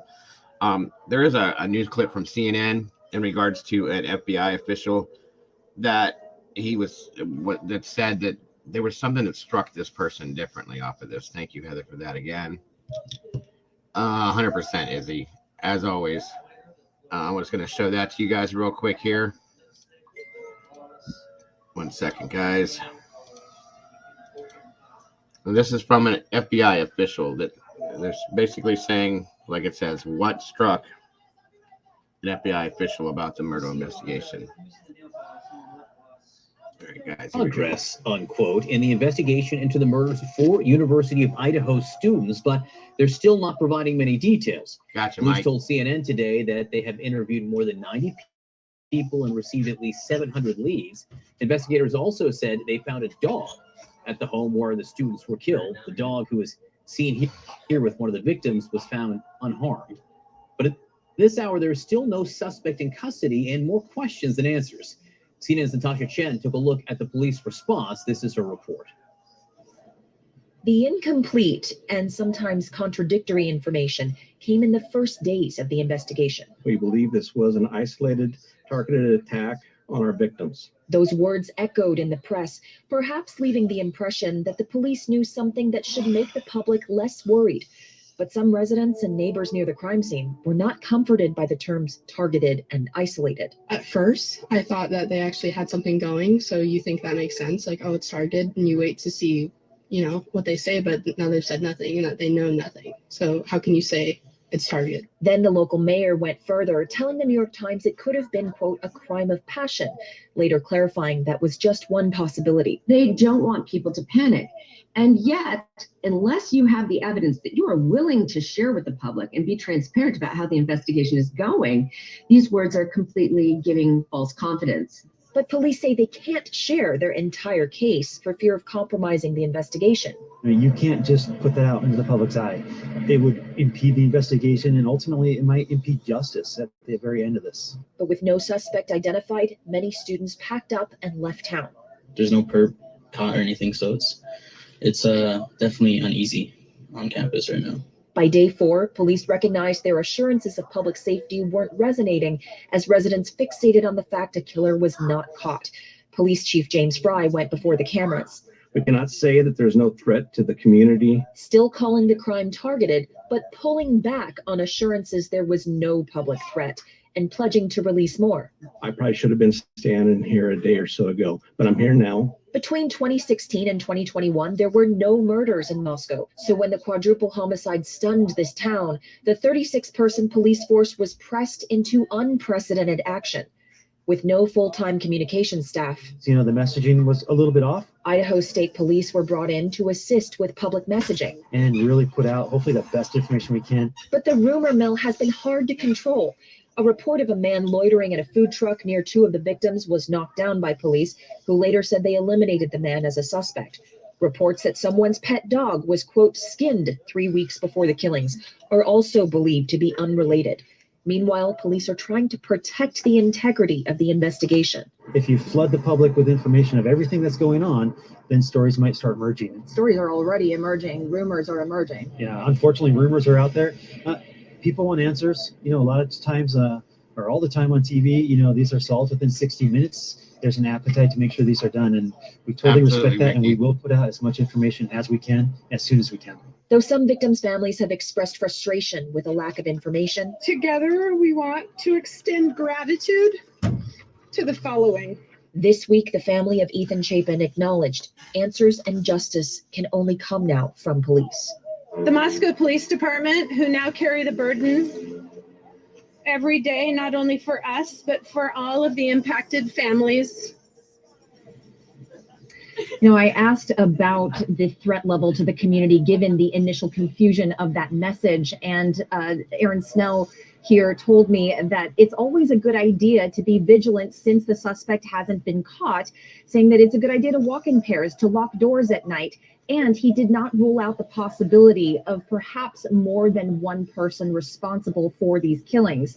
I also asked about this being a targeted attack, and he reiterated he believed that it was based on evidence found at the scene and the fact that 2 people in the house survived the attack. So if it were a bit more non-discriminate, that perhaps everyone might have died. We hope to hear much more information coming out at a press conference tomorrow at 1 p.m. local time. John.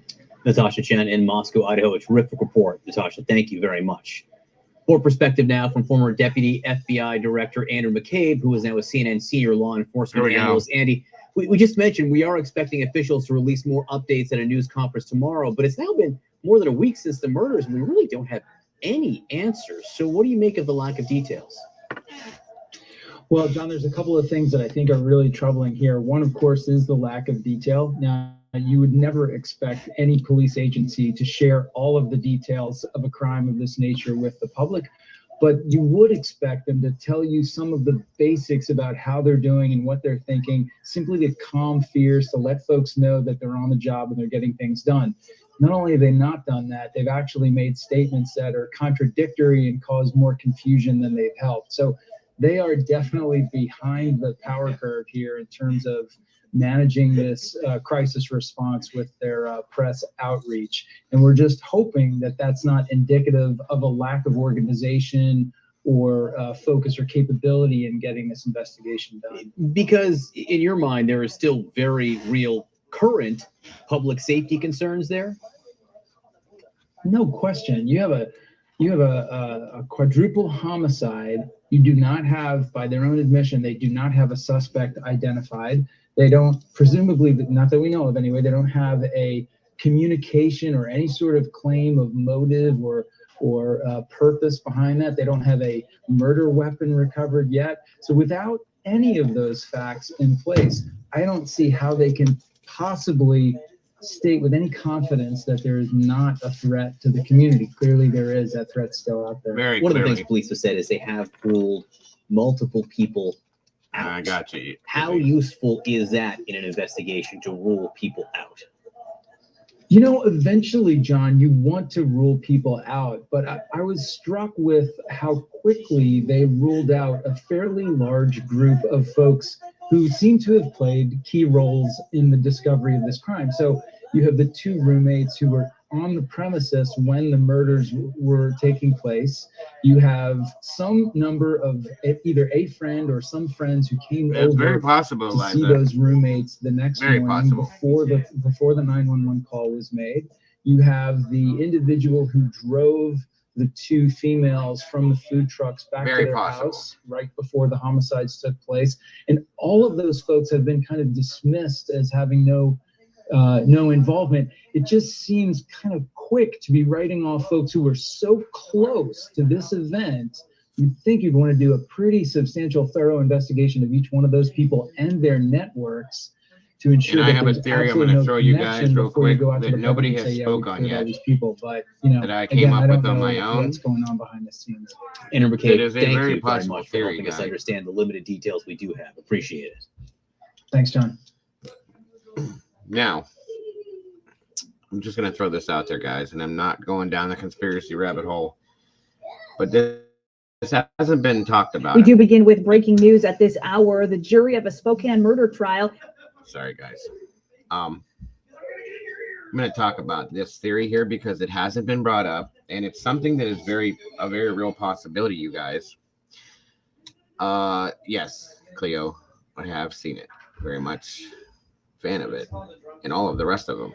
Now, let's just say, for the sake of saying it, I still think that this is targeted possibly at Kaylee. Is it on Netflix? But well, we did not see anybody come into that house. Yeah, I think. Right or wrong. One second, please.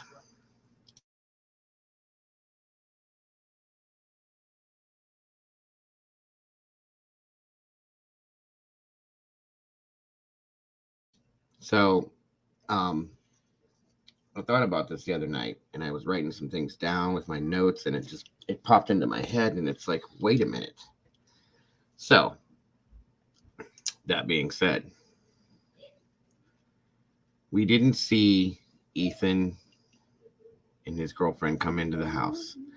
We did not see Kaylee and Maddie come into the house. Okay? We didn't see either of them. None of us did. Nobody did. Nobody watched them walk into the home. The other two girls were there, already locked in their room, in bed, sleeping for the night. Right or wrong?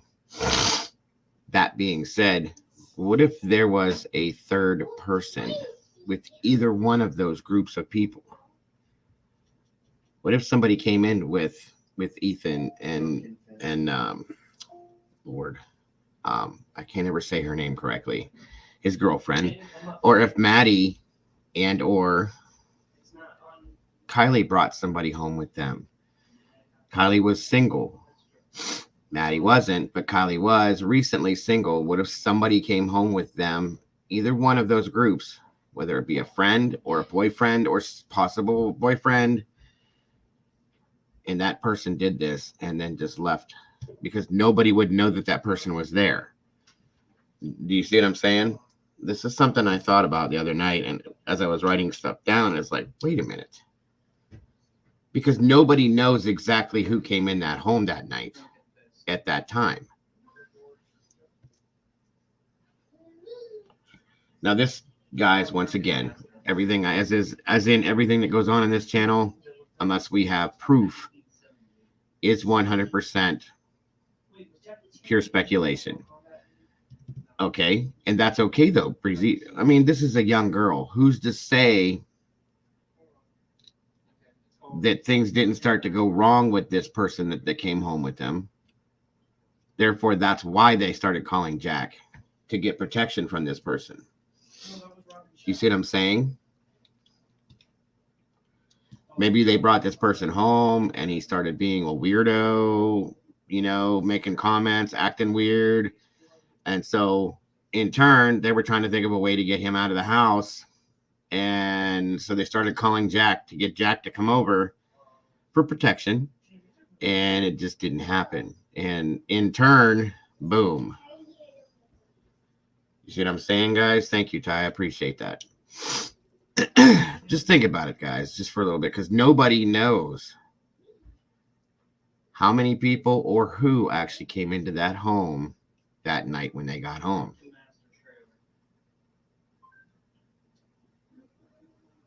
Exactly, Cleo. Exactly. Just something to think about, guys. Something to think about. And of course, you know, there's the theory that the other two girls that were survivors, you know, if you want to go deep into that rabbit hole, had somebody else there and they had it. It went on that way. Not to know. There is no telling, you're right, Kat, how many people had that code. But this is just another theory that I'm saying that could be a possibility, guys. But again, it's all pure speculation. And we won't know. We don't know. And that's a good point to know, life, love, and true crime. It very is. That's all I'm saying, guys. That's all I'm saying. Each one of those groups of girls and people were out at different frat parties, bars, different parties. You know, they were all doing their own things that night. Every one of them was doing something different. The movie is very good, in my opinion, Izzy. It's not the best out of all of them. Of course, the original is the best, but it does make sense. In the storyline, I should say.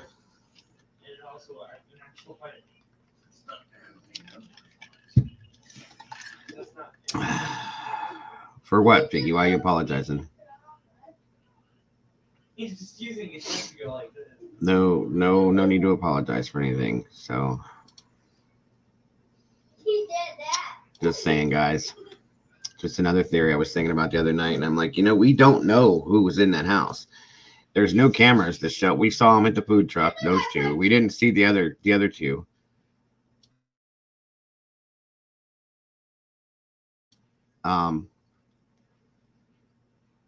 Right, exactly. Anyone could have been with them at that point. Okay, that's all I'm saying, guys. And it would explain quite a few things. To be honest with you, it would explain the fact that there was no forced entry. It would explain that the dog situation. It would explain a few things, in my opinion, guys, which is why I put it in my think tank for myself. Thank you, Xana. I can never pronounce, when I see her name, I can't say it, and I don't want to disrespect her by not saying it. So, again, Ethan, Xana could have brought somebody home with them as a friend, you know, or the two girls could have brought somebody home with them as a friend and or a possible love interest or something. Who knows? Welcome, Sherry Lee. It's great to see you here. I hope you had a wonderful Thanksgiving yourself. It's great to have you. And that's it, Cleo. One person needs that code, and in a college setting, anybody will have it then. Anybody could possibly have it after that. They were talking about the new Scream movie, Scream 5, I think it is, Vicky. So, again, guys, I'm going to throw this up just for the heck of it. I don't get it too often, but please feel free to give us a call. I want to hear your thoughts, theories, and opinions on this, guys. The number is 234-703-4047. Let's talk about it. Tell me what you think, guys. I want to know. Inquiring minds want to know. Oh, Vicky, don't worry about that, my dear. Don't worry about that at all. Let's see here. My theory about the first floor is that it was kind of soundproof. The girls on the floor were sound asleep or had headphones on. That. Well, and again, that's very, very possible. I agree, Smoothie, 100%. I really do hope they do. And I hope they do it soon, guys. I hope they do it soon because it's causing so much anxiety and personal panic with people. It's not a good thing. And that's what I was wondering about too, guys. Somebody mentioned that Xana's mother went to jail for drugs a couple of days ago. I have no idea. Does anybody know what Xana's last name was? I think the house, it looked No, I don't believe it was concrete, Cleo. It wasn't a brick house, at least from not what I could tell, unless they cited it.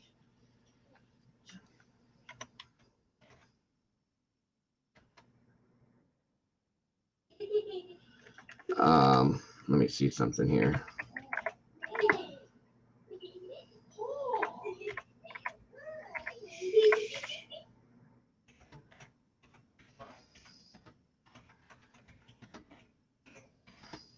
Let me see.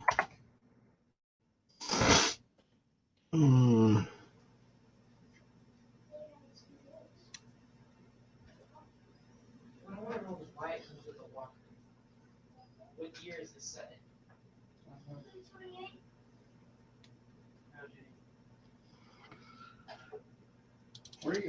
Okay, hold on a minute.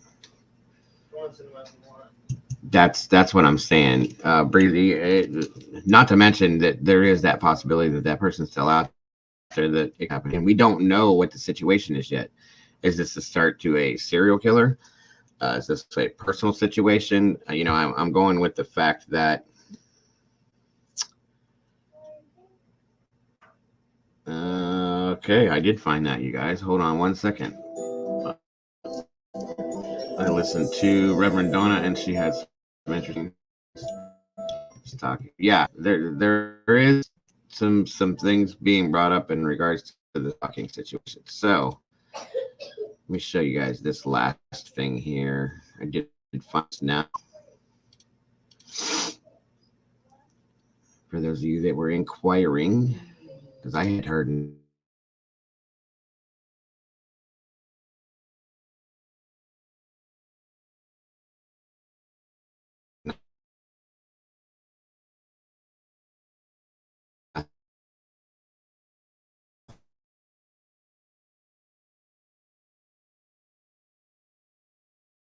nothing about this until today.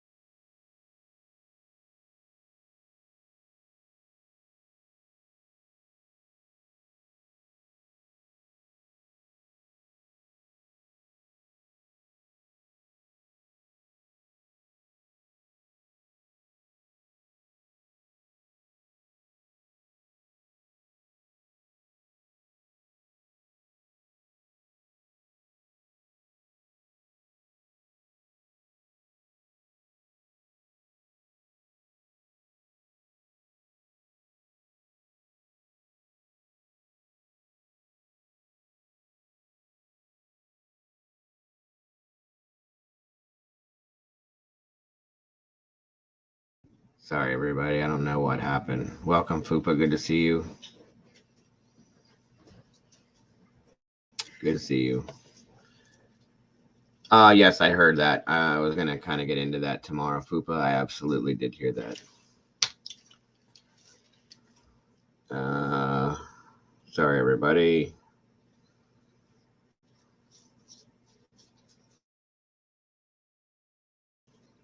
Okay. 1 second, Cat. Which one am I checking, Cat?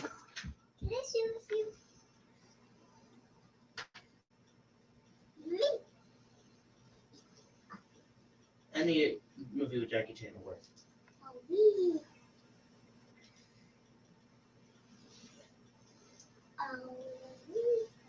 They had a Legend of Zelda show?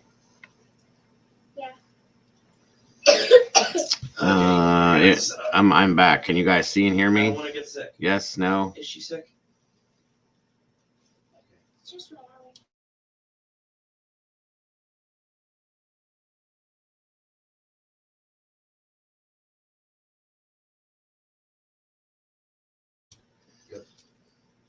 Okay, I'm looking right now, Cat. Let me see here. The really scary movies are not for children. Look on Cinema Chain. That might work. Oh, okay. Oh, thank you, Cat. I'm looking, trying to find it right now.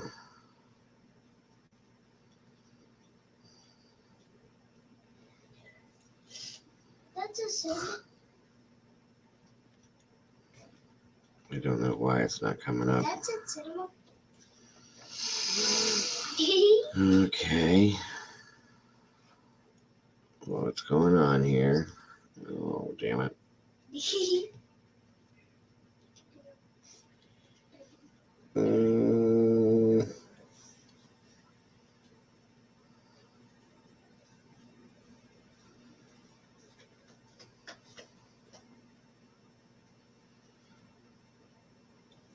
Did you put it through There it is. did you put it through email, Cat? Because I don't see it in my 1 second, hold on. That should be a good one. No, I think I found it.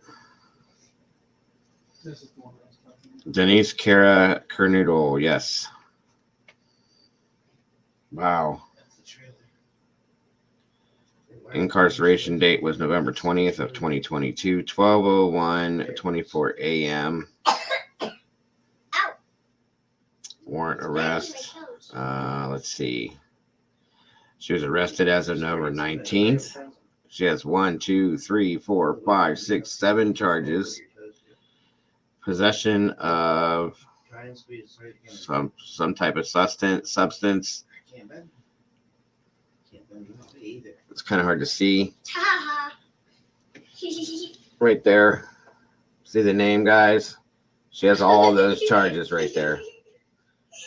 So, seems to me like her mother might have been a little bit different than the rest.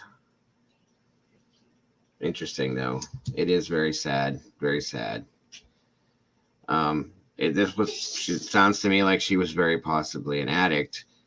And that, well, this is actually listed under burglary.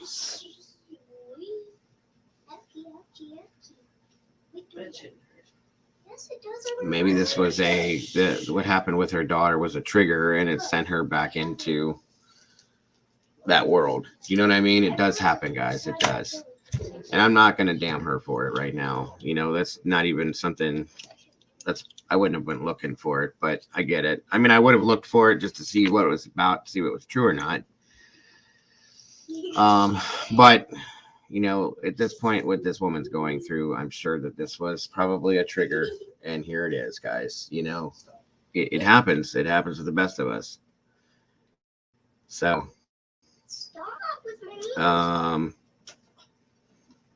there's a question that was asked if the killer used chloroform.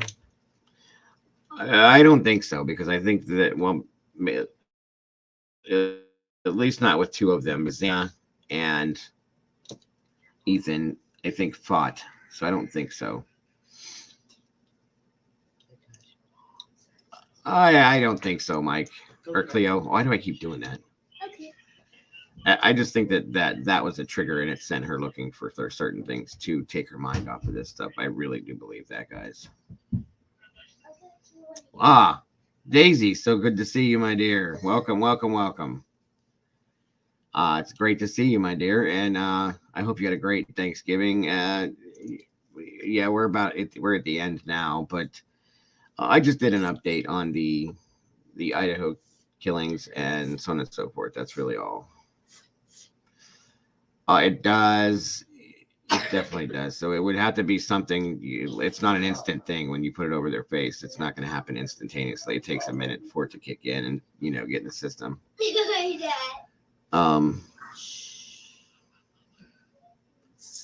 And that would have been too much time, I think, for this to go down. Personally, here in the story I was pulling up to read. It says, is anyone going to call out the fact that Xana Kernoodle's mother, Kara, was arrested November 19th on drug charges and is being held on a $50,000 bond? One Twitter user who goes by the handle at OSU Buck89, somebody must live in Ohio here with me, wrote attaching a screenshot from the current inmate list of Kootenai County Jail in Idaho. That's a pretty stiff bond and happened so close to the death of Xana that the roommates not to be relevant, they ate it. And the roommates not to be relevant, they added. It does make you wonder, like, could it have had somehow or another something to do with this? We don't know. So it's crazy, guys. It's crazy. There are so many things that could link to. Responding to the tweet, another user alleged that there's a history of charges going back several years. She also goes by a different name on social media, confirmed that this is her mom from a post showing her two daughters. One of them is clearly or Xana. Not sure there's a connection, just another layer of sad. Very true. Very true. Very true.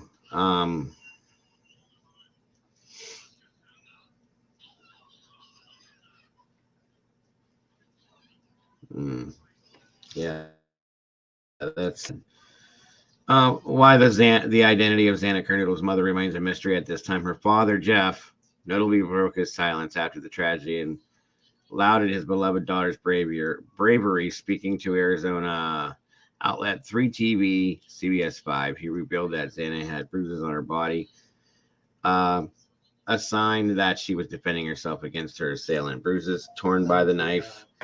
The devastated father said, she's a tough kid. Whatever she wanted to do, she could do it, he added. I believe that. This is sad. So sad. They really are, Liza. They're a horrible, horrible thing.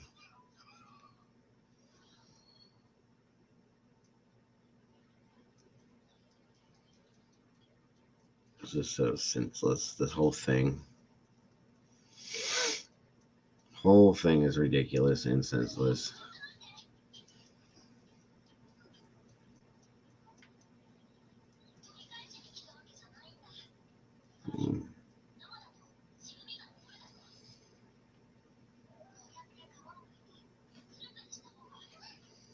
Absolutely. Absolutely, Cleo. I agree. Welcome, Alexis. It's great to see you, my dear. Locals are very concerned about progress in the case. It's so sad. Lots of playing. Oh, yeah. The rumor mill's going nuts with this one.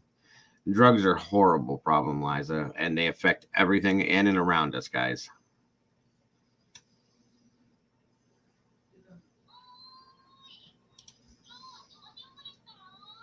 Absolutely, Breezy. Absolutely. As I said, guys, earlier, I want us to take some time during every day and just take a moment, bow your head, and just say a little prayer for all of these families that are going through this with every case we've looked at, not just this one, guys, all of them.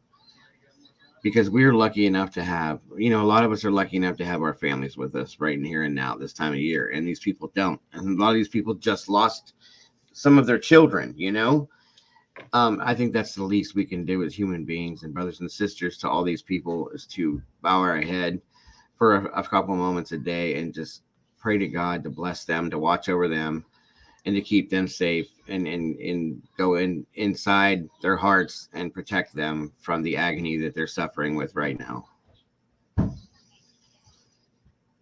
That's something I'll be doing, and I can just ask that you guys, if you want, would do as well. So it's a sad thing, guys. It's a very, very, very sad thing.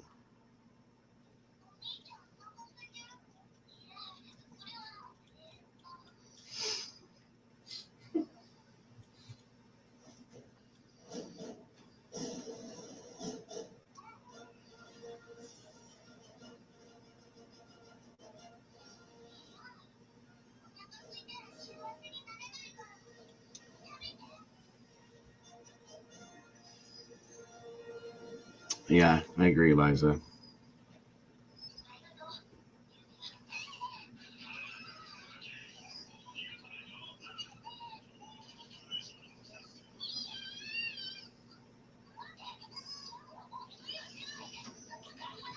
So, sorry for the word. No apologies needed for anything. All right, guys. Well, it doesn't seem like anybody's going to call in. I am going to check that out, Sherry. I actually wrote that down. Yeah, I think we all understood. Liza, don't worry about that, hon.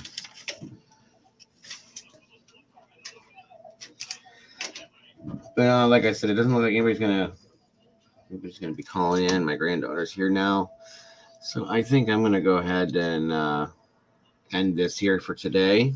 I want to thank you all for joining me. Welcome back, Kitty. And again, for being the people that you guys are. You guys are amazing. Yes, Miss Cleo, you can contact me at any time you want. It's absolutely available for you guys. For anything. I put it up that way people can call in if you want to talk in regards to what we're talking about today. But you can call in, we can talk live with you. But you can contact me at any given time you need to. If I'm available, of course I'll be able to talk to you about anything. It's okay, Liza. We all knew what you meant. Don't worry about that. So, guys, thank you once again so much for joining me today on this. Thank you once again, all of you that were here Wednesday with me. Thank you for that. That was a wonderful day for me. I very much enjoyed myself. Oh, okay. I got you, Sherry. I know who you're talking about. Guys, do me a favor. Once again. Okay, Kitty. Thank you, hon. Do what I said, though, today, if you guys can, and keep being the people you guys are. You guys are beautiful, amazing people, and I love you for that. And just keep being who you are. Guys, don't forget to love yourselves and love each other, because that's what we got and nothing more, guys. You guys are amazing. Moderators, thank you so much for everything you did for me today. I hope you guys have an amazing rest of your day. I love you guys, each and every one of you, 100%, and then some. Squirrel, Liza, Daisy, Mike, Poopa, Kitty, Cleo, Sherry, Heather, Brandy, Sherry again, Kat, Daisy, Alexis. Let's see, Life, Love, and True Crime. Let me see. Did I miss anybody? I think I might have. Let me go back here. Miss Vicky, of course. Izzy Lee, Sherry Lee, Izzy Rose. All of you guys. Every one of you guys. If I didn't say your name, Shay C., welcome, by the way. It's so great to have you here. I hope to see you again. Miss Karen Boardman, always a pleasure. Pacific Breezy. All you guys. I love each and every one of you guys. Schmooby, Christine Rose, who isn't here today. All you guys. Erie Fairy, every one of you guys. And those of you that are here or not here, Miss Heather, Miss Brandy, all of you guys. thank you once again. And Ty, of course. We missed you, Ty. I hope to see you again. It's been great to have you back, Miss Kitty. Always a pleasure. Again, guys, if you could just have a little thought and a little prayer for Summer Wells, Dylan Rounds, and Candace and Justin, Deborah Collier's family, Kylie Rodney's family, all of the cases we've touched on. Good morning, Joy Perry. It's good to say, great to see you. That's okay. It's all right. I hope you had a great Thanksgiving, Joy. And we did miss you, yes, but we will see you next time. Joy, have a great, beautiful day. All you guys, like I said, have an amazing day. I love you guys one by one, each and every one of you guys, for who you are. Love each other. Love yourselves. And I will see you all soon, guys. Have a great one.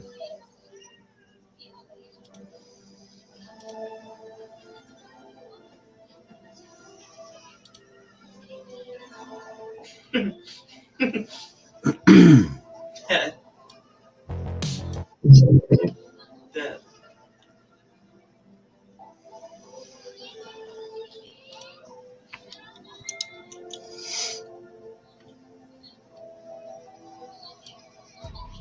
Thank you.